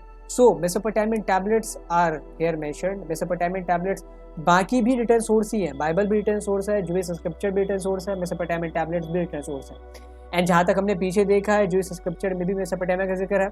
जो ओल्ड टेस्टामेंट है वो तो जूइश का मेन होली स्क्रिप्चर माना जाता है। फिर बाइबल में भी इनका जिक्र है, बाइबल में कहा भी गया है कि ये जो नोआ की कहानी है, ऐसी ही कहानी मेसोपोटामिया में भी हमने ज़ीउसूद्र की कहानी करके देखी थी। जैसे बाइबल में कहा गया कि फ्लड में जब सारा कुछ तबाह बर्बाद हो रहा था तो नोआ आते हैं, वैसे ही मेसोपोटामिया के टैबलेट से हमें देखने को मिला है कि मेसोपोटामिया भी पूरी तरीके से बर्बाद हो रहा था, तो ज़ीउसूद्र नाम के एक आदमी आते हैं, वो आके फिर पूरी सिविलाइजेशन को बचाते हैं। तो ये तीनों हालांकि है तो रिटर्न डॉक्यूमेंट्स ही, लेकिन थाउजेंड्स जो यहाँ पे नंबर लिख दिया गया ना, वो उसने चीज़ों को पलट दिया है। ना तो जूइश स्क्रिप्चर्स, ना ही बाइबल थाउजेंड्स की मात्रा में, हज़ारों करोड़ों की मात्रा में। मेसोपोटामियन टैबलेट्स भारी मात्रा में, क्योंकि मेसोपोटामियन टैबलेट में खासियत क्या थी कि एक बार आपने किसी भी चीज़ को रिकॉर्ड कर दिया उस टैबलेट पे, क्योंकि वो टैबलेट ना क्ले पे बनाई जाती थी एंड क्ले पे उस चीज़ों को लिखा जाता था यूनिफॉर्म स्क्रिप्ट में, फिर सूखने के लिए दे दिया जाता था। तो वंस इट हैज़ ड्राइड, जब ये सूख चुका है तो किसी भी सूरत हाल में इसमें हम फिर दोबारा कुछ नहीं लिख सकते। तो अगर मैं एक से दूसरे ट्रांजेक्शन को रिकॉर्ड करने की ज़रूरत है, तो हर एक नए ट्रांजेक्शन के लिए, हर एक नई चीज़ को रिकॉर्ड करने के लिए we will be needing a separate tablet. इसीलिए सब मेसोपोटामियन टैबलेट्स की संख्या बहुत ज़्यादा, हज़ारों में है। सो मेसोपोटामियन टैबलेट्स आर हाईलाइटेड है। एक्सकैवेशन के दौरान हमें बहुत ज़्यादा मात्रा में टैबलेट्स मिले हैं एंड थैंक गॉड हमने एक यूनिफॉर्म स्क्रिप्ट जो है उसको भी डिसाइफर करना सीख लिया है, तो हमें मेसोपोटामिया के बारे में बहुत चीज़ें पता चलती है। ऐसे ही हड़प्पा में भी, जब आगे अगले क्लास में आप पढ़ेंगे, तो हड़प्पा में भी बहुत सारे सील्स मिले हैं जहाँ पे हड़प्पा स्क्रिप्ट दर्ज है, लेकिन चूंकि हमने स्क्रिप्ट को अभी तक डिसाइफर करना नहीं सीखा है, इसीलिए हम मेसोपोटामिया की तरह हड़प्पा के बारे में बहुत कम जानकारी हमारे पास है। मेसोपोटामिया में तो बहुत सारे सोर्सेज हैं, स्टैचूज़ हैं, बिल्डिंग्स हैं, फिर स्क्रिप्चर्स में इनके सोर्सेज हैं, फिर टैबलेट्स में जो स्क्रिप्ट है उसको भी डिस्कवर कर लिया तो वो एक मेजर सोर्स बन जाता है। लेकिन हड़प्पा में सोर्सेज तो हमारे पास बहुत है, लेकिन इनको हमने यूज़ करना नहीं सीखा अभी तक। This is the problem. Now coming to the last question of level 2। 15वां क्वेश्चन, यहाँ पे एक तस्वीर दी गई है, आपने किताब में भी देखा होगा। ये तस्वीर कहाँ पाई गई है, आपको इस तस्वीर के बारे में भी बताना है कि इस तस्वीर का नाम क्या है। Where this sculpture has been found, ये मूर्ति कहाँ मिली है। क्या ये मूर्ति ऊर में मिली है, क्या ये मूर्ति माली में मिली है, क्या बेबीलोन में मिली है, क्या उरूक में मिली है। चारों ही जो शहर है वो मेसोपोटामियन सिविलाइजेशन से बिलोंग करते हैं। अलग अलग टाइम फ्रेम में चारों ही शहर बसाए गए थे। Uruk is the most ancient, Uruk बहुत एंशियंट है। बेबीलोन बहुत नया है as compare to all these 4 options. So यह मूर्ति जो है वो हमें उरूक में मिली है एंड ये जो मूर्ति है वो कहा जाता है कि एक वारका नाम की शायद क्वीन थी, उनकी मूर्ति है। ठीक है, उनके चेहरे का एक स्कल्पचर है एंड आप देखेंगे तो बहुत बारीक तरीके से इसको स्कल्प्ट किया गया है। आँखों को लैपिस लजुलाई से सजाया जाता था। एंड जब आप हड़प्पा सभ्यता के बारे में पढ़ेंगे तो हड़प्पा सभ्यता का एक स्थल हुआ करता था शोर्तुगाई, जो मोहनजोदड़ो जो हड़प्पा सिविलाइजेशन में पड़ता है अफगानिस्तान में। हड़प्पा सभ्यता के कुछ कुछ स्थल अफगानिस्तान में भी है। तो शोर्तुगाई जो है वहाँ से लैपिस लजुली लगाया जाता था। Shortugai was hub of lapis lazuli. वो चाइनीज सिविलाइजेशन को लैपिस लजुली हम लोग बेचते थे, हम लोग इजिप्ट को बेचते थे, हम लोग मेसोपोटामिया को बेचते थे। And lapis lazuli was considered to be one of the most luxurious object in the world at that time. तो ये जो आंखें हैं उसमें लैपिस लजुलाई जो ब्लू कलर का होता है उससे आंखें बनाई गई थी। एंड ये जो टाइटल है उसको आप कह सकते हैं वारकाज हेड। ये जो मूर्ति है उसका टाइटल है वारकाज हेड, यानी कि वारका नाम की क्वीन है, उनके सर का स्कल्पचर है ये। So this sculpture have been found in the city of Uruk and ये बहुत पुरानी है, तकरीबन 3000 BC के अराउंड शायद इस स्कल्पचर को बनाया गया होगा। तो यहाँ पे हमारा लेवल 2 खत्म होता है। होप कि आपने लेवल 2 के सारे ही क्वेश्चन को अटेम्प्ट किया होगा। Now coming to the level 3, यहाँ पे लेवल 3 की शुरुआत करते हैं। And here we have the question number 16। ये असर्शन रीजन का क्वेश्चन है कि पहली सिटीज़ जो है वो सदर्न मेसोपोटामिया में इमर्ज हुई है, मतलब सदर्न यानी कि दक्षिणी मेसोपोटामिया में जो कुवैत का इलाका लगता है वहाँ पे इमर्ज हुई है। रीज़न कथन, कारण का कथन क्या कहता है कि फरात और दजला नदी यानी कि जो टिग्रिस और यूफ्रेट्स है, ये माफ़ करिएगा, जो दजला है इसका आप टिग्रिस से मिलान करेंगे, यूफ्रेट्स का फरात से मिलान करेंगे। फरात और दजला नदी ने दक्षिणी मेसोपोटामिया में उपजाऊ गाद जमा किया यानी कि सिल्ट को डिपॉजिट करा। एंड इन सिल्ट्स ने उस सदर्न मेसोपोटामिया जो डेजर्ट हुआ करता था वहाँ पे उसको फर्टाइल बनाया। एंड फिर इन्हीं सिल्ट्स के फर्टाइल सिल्ट के डिपॉजिट होने से ये जो इलाके हैं फर्टाइल हो पाए, यहाँ पे एग्रीकल्चर हो पाया। एंड यहाँ पे इन नदियों के कारण ट्रेड हो पाया। सो रीज़न का स्टेटमेंट ये है। अब आपको असर्शन रीज़न के क्वेश्चन को अटेम्प्ट कैसे करना है उसकी ट्रिक को बताते हैं। सबसे पहले आपको इन ऑप्शंस को भूल जाना, you have nothing to do with the options at first. सबसे पहले असर्शन रीज़न के इस टैग को हटा देना, इन दोनों को एज ए स्टेटमेंट लेना है, इसको भी एज अ सेपरेट स्टेटमेंट ले, इसको भी एज अ इंडिपेंडेंट और सेपरेट स्टेटमेंट ले। सबसे पहले हमें इन दोनों की सत्यता की जांच करनी है कि इन दोनों में से सही कौन है, गलत कौन है। ठीक है, अगर दोनों सही है तो हमारा आंसर इन दोनों ऑप्शन में से एक होगा।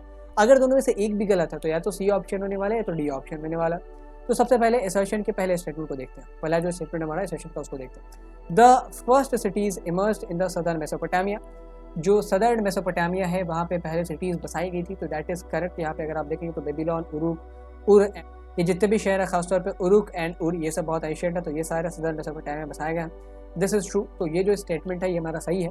उसके अलावा रीज़न क्या दे रहा है कि the river Tigris and the Euphrates deposited fertile silts in southern Mesopotamia and provided good scope for the trade. ये जो शहर है ये इसलिए बस पाए, रीज़न का स्टेटमेंट, अभी मैं जस्टिफिकेशन नहीं देखना, रीज़न के स्टेटमेंट के अकॉर्डिंग ये जो टिग्रिस और यूफ्रेट्स की नदियाँ हैं वो जब नीचे आई तो इन्होंने धीरे धीरे जब ये बाढ़ हो जाता था या जब वो डेजर्ट तक फ्लो कर जाती थी तो क्योंकि इन्होंने पहाड़ों से नीचे उतरा तो ये लोग सॉइल इरोजन करते करते अपने अंदर फर्टाइल सिल्ट लेके आते हुए यहाँ पे डिपॉजिट कर दिया है। बहुत जगहों पे आप जब आप देखेंगे तो नदियाँ मिट्टी को काटती है एंड फिर इन मिट्टी को काट के कहीं और डिपॉजिट कर दिया जाता है। So this is fertile silt. तो ऐसे करके इन्होंने डेजर्ट में फर्टाइल सिल्ट को डिपॉजिट किया एंड ऐसे करके वो जो डेजर्ट के इलाके हैं वो एग्रीकल्चर के लायक हो पाए। So this statement is also correct. ऐसा ज़रूर था क्योंकि जो यूफ्रेट्स एंड टिग्रिस है ऊपर से आती है, डाउन स्ट्रीम हो रही है। एक होता है अप स्ट्रीम, ऊपर की तरफ चढ़ना, तो ऊपर की तरफ बहुत कम नदियाँ चढ़ पाती है। Down stream most of the नदियाँ, जो मोस्ट ऑफ द जो लेक्स वगैरह होते हैं वो डाउन स्ट्रीम होते हैं। तो डाउन स्ट्रीम अगर आप देखें तो टिग्रिस और यूफ्रेट्स दोनों नीचे आ रहा है एंड जैसे नीचे आ रहा है तो मिट्टी को काटते हुए आ रहा है। अल्टीमेटली जब वो फारस की खाड़ी में मिलेंगे उससे पहले उरुक एंड उर के टाइम में अगर मान लिया बाढ़ आ गया तो बाढ़ आ गया तो क्या हो गया, नदी अपने स्तर के ऊपर चली गई एंड जहाँ पे पॉपुलेशंस वगैरह वहाँ पे भी पानी पहुँच गया। तो जब पानी वापस आएगा तो हो सकता है कि मिट्टी वापस ना आए, मिट्टी वहीं डिपॉजिट हो जाए। तो वो मिट्टी जो है वो चूँकि फर्टाइल है, सिल्ट है एंड इसीलिए उस गाद पे अब खेती की जा सकती थी। डेजर्ट में उस गाद ने अच्छी खासी जगह बना ली and now agriculture was done. And चूँकि ये जो टिग्रिस और यूफ्रेट्स हैं इनकी बहुत सारी सहायक नदियाँ भी थी, तो छोटी छोटी जो सहायक नदियाँ थी ना उनमें ये लोग ने चैनल बना लेते थे। चैनल, छोटे छोटे चैनल, यानी कि छोटा छोटा आप कह लें तो मिट्टी हटा के नदियों का रास्ता तैयार कर लेते थे जिससे जो नदियाँ हैं वो सीधे इनके खेतों से कनेक्ट हो पाती थी। इसीलिए जो इलाके हैं सदर्न मेसोपोटामिया के डेजर्ट होते हुए भी यहाँ पे एग्रीकल्चर बहुत अच्छा हो पाता था क्योंकि एक तो नदी फर्टाइल सिल्ट डिपॉजिट कर दे रही है, ऊपर से अगर हमें खेतों तक पानी चाहिए तो हमारे पास कोई वैसा तो तरीका है नहीं दमकल वगैरह, तो हम क्या करेंगे, नदियों से सीधे कनेक्शन ला देते हैं एंड ऑटोमेटिक कनेक्शन था, लोगों को बनाना भी नहीं पड़ा। कुछ अपने से ऑटोमेटिक चैनल्स वहाँ पे इवॉल्व हो चुके थे विद द टाइम, क्योंकि ये भगवान को यहाँ पे सिविलाइजेशन बनाना था तो उन्होंने एग्जाम भी करके दिया था। तो ये जो चैनल्स थे यहाँ पे लोगों ने खेती करनी शुरू की एंड पानी चैनल्स के थ्रू आता था एंड फिर वहाँ पे खेती हो पाती थी। एंड ना केवल एग्रीकल्चर के अलावा सिटी बनाने के लिए एग्रीकल्चर, फूड प्रोडक्शन एंड ये जो गुड रेनफॉल, इसके अलावा भी और बहुत सारे फैक्टर्स चाहिए। तो एक सबसे इंपॉर्टेंट फैक्टर चाहिए था ट्रेड का, कितने लोगों की आवाजाही आपके यहाँ हो रही है। तो चूंकि हमने देखा था कि मेसोपोटामियंस रिवराइन ट्रेड में बहुत ज़्यादा बिलीव करते थे, मरीन ट्रेड इतने ज़्यादा ये लोग प्रोफिशिएंट थे नहीं हड़प्पन सिविलाइजेशन के लोगों की तरह। लैंड रूट के थ्रू ट्रेड करने में ये मुश्किल है कि जो माल जाल है वो थक जल्दी जाएंगे एंड बहुत धीरे धीरे हमारा व्यापार हो पाएगा, मतलब जो सामान है उनकी आवाजाही हो पाएगी। इसीलिए उन्होंने रिवराइन ट्रेड का सहारा लिया, नदियों के थ्रू वो लोग ट्रेड करते थे। तो इसलिए उरुक हो गया, उर हो गया, बेबीलोन हो गया, मारी हो गया, निनेवा हो गया, सारे ही देखेंगे, सारे ही जो अर्बन सेंटर्स हैं वो नदियों के किनारे। एंड चूंकि ये नदियों के किनारे तो यहाँ पे बहुत ज़्यादा ट्रेड होता था and both the trade and good agriculture, craft production, all these resulted into the emergence of ancient cities of Uruk and उर्की। ऐसे ही अलग अलग फैक्टर्स एंड अल्टीमेटली हम देखेंगे टेम्पल्स का क्या रोल था, मंदिरों का क्या रोल था।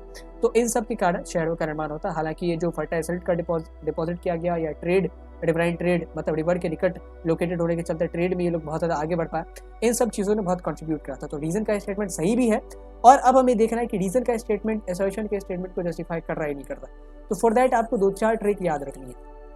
सबसे पहले आप असर्शन और रीज़न के स्टेटमेंट को जब आपने मान लिया कि ये दोनों सही है तो ये दोनों तो पहले डिस्कार्ड कर दें, ऑप्शन सी या ऑप्शन डी तो हो ही सकता, या तो ऑप्शन ए होगा या ऑप्शन बी होगा। अब हमें असर्शन और रीज़न के बीच बिकॉज लगाना है। एक बार हमने बिकॉज लगा लिया, बिकॉज लगा के देखा, मोस्ट ऑफ द क्वेश्चंस आपके बिकॉज से बन जाएंगे। कभी कभी बिकॉज से क्वेश्चन नहीं बनेगा, मतलब बिकॉज लगा के हमें लॉजिक देखना।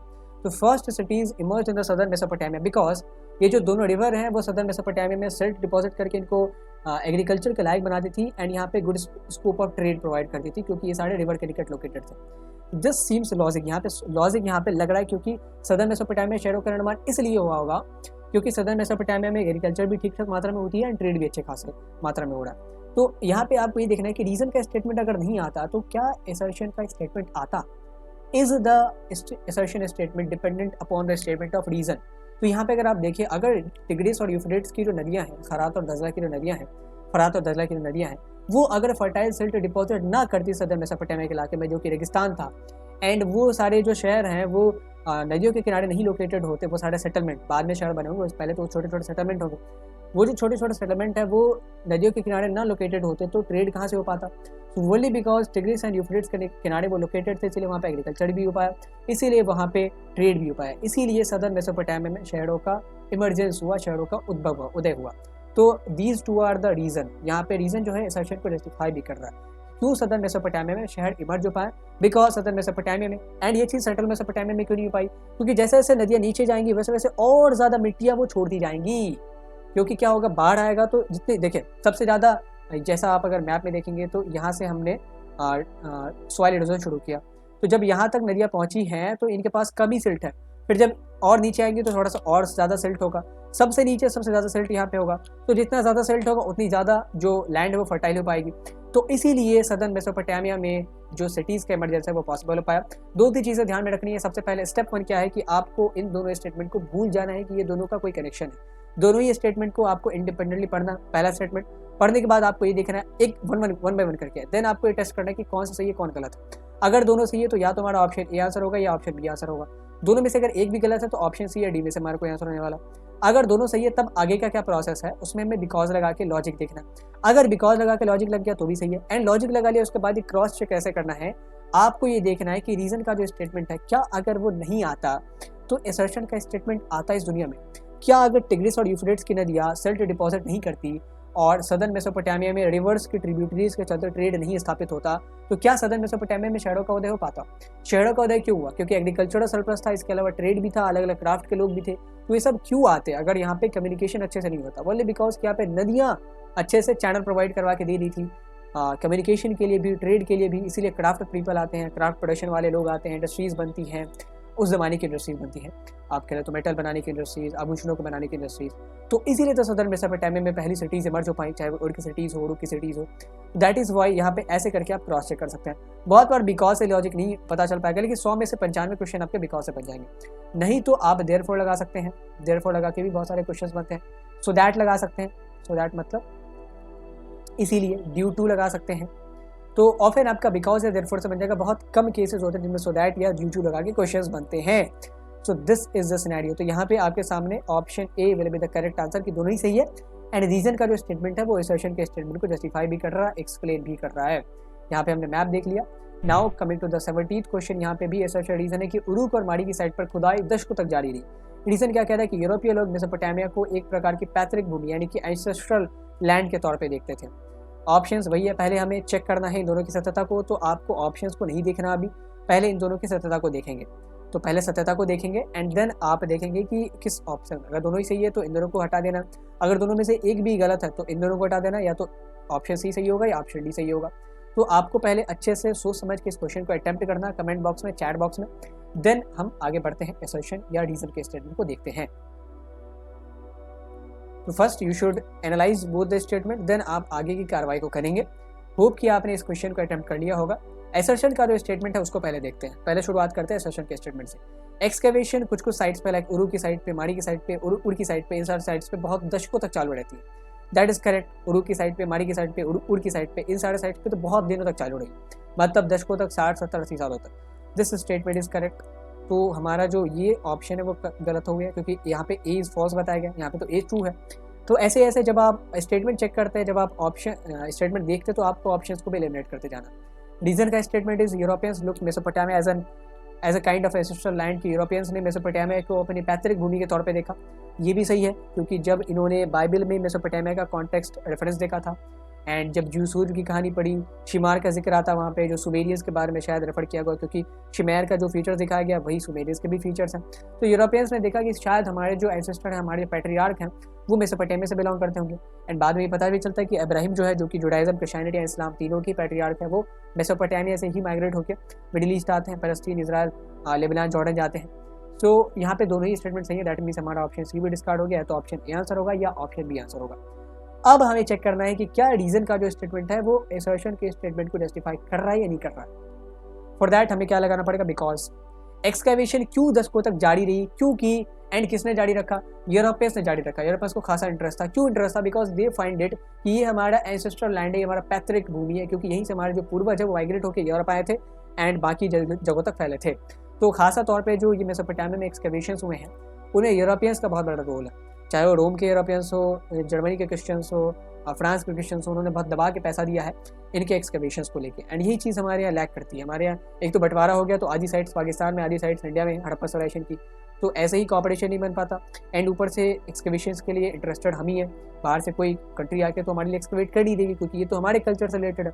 तो दोनों ही कंट्री को यही चाहिए कि मुत्तहिद होकर इकट्ठे होकर दोनों को एक्सकैवेशंस करना है, एंड देन आगे चल के जो भी फाइंडिंग्स आएंगी वो आने वाली जनरेशन को गाइड करेंगी एज हिस्ट्री, इतिहास के तौर पे। सो यूरोपियंस इसलिए इतने दिनों तक इसके एक्सकैवेशंस को कंटिन्यू करते हैं, because they find it kind of ancestral kind. उनको लगा कि ये हमारी पैतृक भूमि है, यहाँ से हमारे पूर्वज माइग्रेट होकर आए थे। This statement is justifying here the statement of assertion की। रीजन का जो स्टेटमेंट है वो यहाँ पे असर्शन के स्टेटमेंट को एक्सप्लेन कर रहा, जस्टिफाई कर रहा है। यहाँ पे बिकॉज लगा के मैंने देख लिया, हमने ये देख लिया कि अगर रीजन का स्टेटमेंट नहीं आता तो असर्शन का स्टेटमेंट आता। अगर यूरोपियंस मेसोपोटामिया को अपनी पैतृक भूमि के तौर पे नहीं देखते तो कभी भी वो दशकों तक इस एक्सकैवेशन, केवल 2 शहरों में दशकों तक एक्सकैवेशन हुए हैं बाय द वे, पूरे साइट पे नहीं बोल रहा, केवल 2 शहरों पर, यूरुक एंड मारी, एंड उसके अलावा उड़ पे भी बहुत दिनों तक हुए। तो इन 2-3 शहरों पर बहुत दिनों तक एक्सकैवेशन चले, 60-70 सालों तक। ऐसा क्यों हुआ, because Europeans are interested in their own history, कि हमें पता करना है कि भाई हमारे पूर्वज कहाँ से आए हैं, एंड जितनी ज़्यादा एविडेंसेस हो सके उतनी ज़्यादा हमें एक्यूमुलेट करना। तो option A will be the correct answer कि R is also explaining the A. दोनों सही तो हैं and R is the correct explanation of A. अब आगे बढ़ते हैं, 18वें क्वेश्चन को देखते हैं। Ancient Mesopotamia traded textiles and agricultural product for wood, copper, tin, silver, gold, shell. कि प्राचीन मेसोपोटामिया के लोग लकड़ी, तांबा, टीन, चांदी, सोना और शेल के लिए, मतलब ये चीज़ें खरीदते थे और क्या देते थे, कृषि उत्पाद और कपड़ा, टेक्सटाइल प्रोड्यूस करके वो बेचते थे, और जो कृषि उत्पाद है, फ्रूट ग्रेन, वो बेचते थे। बदले में दूर दराज देशों से वो लकड़ी लेते थे, तांबा लेते थे, मेटल्स लेते थे, टिन लेते थे, चांदी लेते थे, सोना लेते थे, शेल यानी कि जो शेल, शंख के ऑब्जेक्ट होते हैं वो लेते थे। तो असर्शन का स्टेटमेंट ये हो गया। रीजन का statement is मेसोपोटामियंस used river boats for the purpose of trade, कि उन्होंने व्यापार के लिए नदी के नावों का इस्तेमाल किया था। अब दोनों में से आपको सबसे पहले सत्यता की जांच करनी है, देन ऑप्शन एलिमिनेट करना है, एंड सही ऑप्शन हमें कमेंट बॉक्स या चैट बॉक्स में बताना है। And don't forget to attempt all the questions. And अगर आपको एमसीक्यू सेशन में मज़ा आ रहा है, and again I am saying, अगर आप प्रीमियर होने के बाद वीडियो को देख रहे हैं, तो चूंकि वीडियो में एक्सप्लेनेशन ऐड की गई है, हमने कोशिश की कि जो भी चीज़ें वन शॉट में आपको नहीं बताई गई थी, जो भी चीज़ें में छूट गई थी वहाँ पे, उनको यहाँ पे एक्सप्लेन किया जाए, ताकि एक तरीके से आपका कॉन्सेप्ट रिवाइज भी हो पाए एंड आप सशक्त हो पाए एग्जाम्स के लिए। तो अगर आपके पास टाइम कम है एंड आप वीडियो प्रीमियर होने के बाद देख रहे हैं, then you can watch it on the 1.5x speed और 1.75x स्पीड, जिससे आपका टाइम भी बचेगा एंड आप रिवाइज भी कर पाएंगे। तो सबसे पहले शुरुआत करते हैं, सेशन के स्टेटमेंट को चेक करते हैं। तो मेसोपोटामियंस भारी मात्रा में कृषि उत्पाद एंड कपड़े का एक्सपोर्ट करते थे, एंड मंगाते क्या क्या थे, लकड़ियाँ उनकी अच्छी नहीं होती थी, क्योंकि मेसोपोटामिया के क्षेत्र में केवल खजूर का पेड़ उगता है, तो उनकी लकड़ियाँ उतनी मजबूत नहीं होती कि इनसे बोट्स बना सके, नहीं होती चौड़ी होती है, तो इसके लिए बड़े बड़े पेड़ों की लकड़ी चाहिए, तो वो लोग मंगाते थे ईरान वगैरह से। लकड़ी, तांबा, टिन, चांदी, सोना, shell and lapis lazuli Shortugai से, अफगानिस्तान से मंगाते थे। तो these things were imported from other countries. ये जो स्टेटमेंट है वो एकदम सही है। कार्डन का स्टेटमेंट भी सही है कि मेसोपोटामिया के लोग नदियों के नाव का इस्तेमाल करते थे, वो नदियों के थ्रू ज़्यादा ट्रेड करते थे, समुद्र के थ्रू कम ट्रेड करते थे, लैंड रूट के थ्रू बहुत कम करते थे, क्योंकि लैंड रूट के थ्रू हमने बताया ना आपको दिक्कतें बहुत है, माल जाल थक जाएंगे ज़्यादा दिन तक इनको ट्रेड मतलब दौड़ा जाएगा तो, एंड ये धीरे धीरे भी चलेंगे। नाव में क्या है कि आपने एक बार नदी में रफ्तार करंट के साथ अपने आप को बिठा लिया, एडजस्ट कर लिया, तो आप नाव को मतलब रो करे या ना करे, वो आगे बढ़ता जाएगा। सो ये दोनों ही स्टेटमेंट सही है, तो ये दोनों ऑप्शन तुम्हारे डिस्कार्ड होगा, या तो हमारा ऑप्शन बी सही होगा या ऑप्शन ए सही होगा। नाउ अभी ये देखना है कि क्या रीजन का स्टेटमेंट नहीं आता तो असर्शन का स्टेटमेंट आता। अगर मेसोपोटामियंस रिवर बोट्स का इस्तेमाल नहीं करते तो क्या ट्रेड नहीं होता। हमने ये दो देखा ना कि रिवर बोट से ट्रेड किए जाते थे, लेकिन इसके अलावा भी ट्रेड किए जाते थे, लैंड रूट के थ्रू भी ट्रेड होता था, समंदर के थ्रू भी ट्रेड होता था। तो रीजन के स्टेटमेंट पे तो कतई यहाँ पे असर्शन का स्टेटमेंट डिपेंडेंट नहीं है। ऐसा तो बिल्कुल भी नहीं कि केवल रिवर के थ्रू ही ट्रेड होता था, लैंड रूट के थ्रू भी ट्रेड होता था। इसीलिए तो ऐसे ही तो इजिप्ट सामान जाते थे ना, मेसोपोटामिया से इजिप्ट कैसे सामान जाएगा, नदियों के थ्रू थोड़ी जाएगा, लैंड रूट के थ्रू जाएगा। समंदर के थ्रू कैसे सामान आदान प्रदान किए जाते होंगे, हड़प्पा एंड बाकी दहली, बहरीन और ओमान से। आगे आप जब 12th क्लास में पढ़ेंगे तो देखेंगे कि बहरीन और ओमान से अच्छा खासा इनका ट्रेड रिलेशन था, हड़प्पा का भी था, मेसोपोटामिया का भी था। तो ये सब ट्रेड कैसे होंगे, समंदर के थ्रू होंगे। तो ओनली अगर रिवर बोट्स के थ्रू ट्रेड होते तो ऐसा थोड़ी है कि अगर रिवर बोट्स के थ्रू ट्रेड नहीं होगा तो ये सारे सामानों का आदान प्रदान नहीं होगा।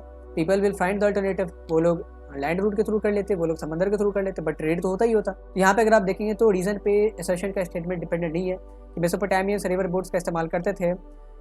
अगर ये नहीं करते तो क्या इतना ज़्यादा जो ट्रेड है, चाहे लकड़ियों का व्यापार हो रहा है, गोल्ड का व्यापार हो रहा है, चांदी का व्यापार हो रहा है, कपड़ का व्यापार हो रहा है, टीन का व्यापार हो रहा है, ये सारी चीज़ें नहीं होती। This is not the case. तो यहाँ पे रीज़न और असर्शन है तो दोनों सही, लेकिन reason is not the correct explanation of ए।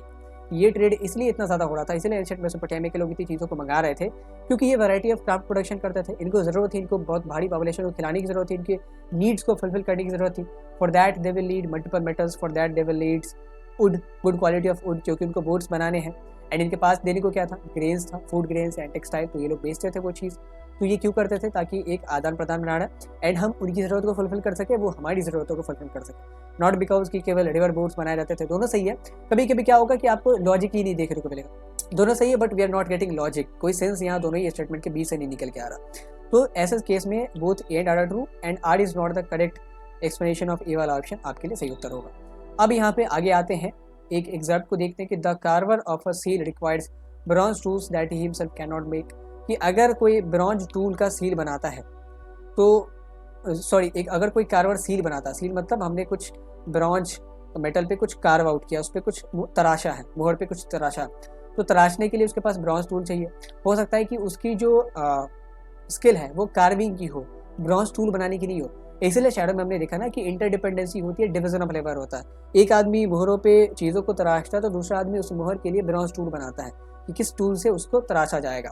यानी कि जो मोहरें होंगी, चाहे वो क्ले से बनाई जाए, जिस पे भी बनाई जाए, तो हमें तराशना आता है, I know the skill of carving, लेकिन उसके लिए एक टूल चाहिए ना। वो टूल कहाँ, कौन बना के देगा, वो मुझे नहीं आता, तो मुझे ब्रॉन्ज टूल मेकर से कॉन्टैक्ट करना पड़ेगा।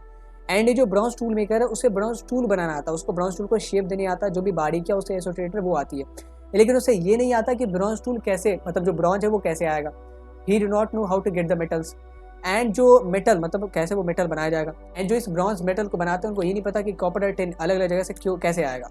एंड बिसाइड उनको जब वो मेटल बनाते हैं, जब वो ब्रॉन्ज बनाते हैं कॉपर और टिन अलग अलग मेटल से, तो उनको फिर भट्टी की ज़रूरत है, भट्टी के लिए फ्यूल की ज़रूरत है, तो फ्यूल तो खुद से उगाएंगे नहीं। तो यहाँ पे अगर आप देखेंगे तो एक छोटे सा सील को बनाने के लिए कार्वर की ज़रूरत है, कार्वर की ज़रूरत है, इसके अलावा ब्रॉन्ज टूल मेकर की ज़रूरत है, ब्रॉन्ज टूल मेकर की ज़रूरत है, ठीक है, ब्रॉन्ज टूल मेकर। इसके अलावा ब्रॉन्ज टूल मेकर के अलावा हमें किसकी ज़रूरत होगी, ट्रेडर की ज़रूरत होगी, जो ब्रॉन्ज टूल मेकर को ये जो कॉपर और टिन है ये दोनों ला के दे सके। फिर एक और ट्रेडर की ज़रूरत होगी जो फ्यूल ला के दे सके ब्रॉन्ज टूल मेकर को, क्योंकि ब्रॉन्ज टूल मेकर को रॉ मटेरियल भी चाहिए कॉपर और टिन के रूप में, एंड फ्यूल भी चाहिए, तो कि भट्टी में गरमा के फिर तभी तो बन पाएगा। एंड इन सब के अलावा एक आदमी चाहिए जो इन सबको बेच सके, व्यापार कर सके। तो आपने देखा कि कैसे एक सील को बनाने के लिए ब्रॉन्ज मेकर की ज़रूरत है, कार्वर की ज़रूरत है, एक ट्रेडर की ज़रूरत है जो कॉपर और टिन ला के दे सके, एक ट्रेडर की ज़रूरत है जो फ्यूल ला के दे सके। तो यहाँ पे एक चीज़ निकल के आती है कि what is the most important feature of urban centre, कि शहरी केंद्र का सबसे महत्वपूर्ण पक्ष क्या होता है। तो क्या ह्यूज मार्केट, बहुत बड़ा मार्केट सबसे इंपॉर्टेंट फीचर है, या कोऑर्डिनेट सिस्टम बहुत इंपॉर्टेंट फीचर है, या डिवीजन ऑफ लेबर बहुत इंपॉर्टेंट फीचर है, या नन ऑफ द अबव। सही ऑप्शन आपको पिक करके कमेंट बॉक्स और चैट बॉक्स में हमें जवाब देना है। I am waiting for your responses. Don't forget to press the like button अगर आपको ये कंटेंट अच्छा लगा, एंड आप इस वीडियो को शेयर भी कर सकते हैं अपने पीयर्स एंड अपने क्लासमेट्स के बीच। विशाल बाजार एक फीचर हो सकते हैं but not that much important. Coinage system भी एक फीचर है, लेकिन क्वाइनेज बहुत दिनों तक नहीं आया था, हमने हड़प्पा सिविलाइजेशन में कोई क्वाइनेज का नहीं देखा है, मेसोपोटामिया में भी क्वाइनेज उतना नहीं था। Division of labour is here the most important feature of urbanisation. कहीं भी अर्बन सेंटर तब डेवलप हो पाएगा जब एक ही आदमी सारे कामों को नहीं कर रहा, जो आदमी जिस काम में स्पेशलाइज है वो उस कामों को कर रहा है। यहाँ पे अगर जो सील में कार्व करता, मोहरों में जो आकृतियों को तराशता है, वही आदमी फ्यूल भी ट्रेड करता, वही आदमी धातु से तांबे और टीन से ब्रॉन्ज बनाता, तो चीज़ें फिर मैसअप हो जाती। अर्बन सेंटर्स में अभी हमने आपको एग्जांपल बताया ना कि कल होकर ब्लेड एंड नट एक बहुत बड़ी कंपनी बन जाएंगी तो हमें ऑफिस की जरूरत पड़ेगी।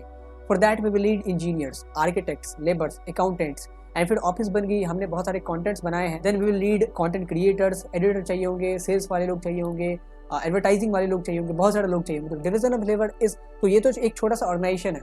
आप सोचिए कि एक शहर के अंदर कितने ऑर्गेनाइजेशन होते हैं, एक शहर के अंदर कितने गवर्नमेंट, कितने प्राइवेट ऑर्गेनाइजेशन हैं, इन सबको मिला के शहर बनता है। तो urbanisation and the urban centres can not flourish without the division of labour. अगर एक ही आदमी सारी चीज़ें कर रहा है तो वो विलेज इकॉनमी सेल्फ सफिशिएंट होती है। वही जो आदमी फूड ग्रेस उगा रहा है, वही आदमी ट्रेड करता है, वही आदमी टेक्सटाइल प्रोड्यूस करता है। तो ये चीज़ें अर्बनाइजेशन में नहीं होती, ये चीज़ें अर्बन सेंटर्स में नहीं होती है। Now coming to the last question, 20वां क्वेश्चन हमारा। यहाँ पे हमने देखा कि ब्रॉन्ज बनाने के लिए, ब्रॉन्ज मेटल बनाने के लिए किन किन चीज़ों की आवश्यकता होती है। हालांकि ये तो ब्रॉन्ज एक एलॉय है, तो इस एलॉय को बनाने के लिए किन किन मेटल्स की आवश्यकता पड़ती है? कॉपर की, टिन की, या दोनों की, या इनमें से कोई भी नहीं, मतलब किसी और मेटल की जरूरत पड़ती होगी ब्रॉन्ज को बनाने के लिए। कॉपर टिन बोथ एंड भी, यानी कि कॉपर टिन दोनों की जरूरत पड़ती है, या नन ऑफ द अबव यानी कि किसी और मेटल की जरूरत पड़ती है। तो ब्रॉन्ज टूल हमने देखा था कि मेसोपोटामिया में ब्रॉन्ज बहुत ज़्यादा इंपॉर्टेंस रखता था, बहुत ज़्यादा सिग्निफिकेंस रखता था, वनली बिकॉज कि ब्रॉन्ज जो है वेपन्स में इस्तेमाल किए जाते थे, अलग अलग टाइप के टूल्स औजारों को बनाने के लिए ब्रॉन्ज का इस्तेमाल किया जाता था। इसे ठीक पहले कॉपर ही जाया था। कॉपर के साथ क्या मसला है कि वो उतना ज़्यादा स्ट्रेंथ वो उतनी ज़्यादा स्ट्रेंथ नहीं अपने अंदर बेयर करता। ब्रॉन्ज बहुत ज़्यादा स्ट्रेंथ बेयर करता है, इसकी ड्यूरेबिलिटी भी ज़्यादा होती है। तो ब्रॉन्ज को बनाया जाता है 2 मेटल से, कॉपर एंड टीन से, इसलिए option C will be correct. And bronze को हिंदी में कहते हैं कांस। कांस एक हो गया पीतल। बहुत सारे लोग कंफ्यूज कर जाते हैं पीतल में। तो पीतल इज ब्रास। ब्रास बनता है हमारा कॉपर एंड जिंक के लॉय से। कॉपर एंड जिंक दोनों अलग अलग मेटल है, दोनों को हमने मिला दिया तो ब्रास बन गया, पीतल बन गया। एंड कॉपर और टिन दोनों अलग अलग मेटल है, हमने इसको मिला दिया तो क्या बन गया? ब्रॉन्ज बन गया, कांस बन गया। तो ओलंपिक में जो मेडल देखते हैं वो ब्रॉन्ज है, पीतल नहीं है, ब्रास नहीं है। पीतल के बहुत सारे बर्तन होते हैं, उनको कैसे बनाया जाएगा? कॉपर एंड जिंक को मिला के। तो these were first 20 questions of writing a city life. Hope कि आगे भी आप एंजॉय करते रहेंगे, आगे भी बहुत सारे क्वेश्चंस आने वाली हैं एंड ऐसे ही कैटेगरी के क्वेश्चंस आपके सामने होंगे।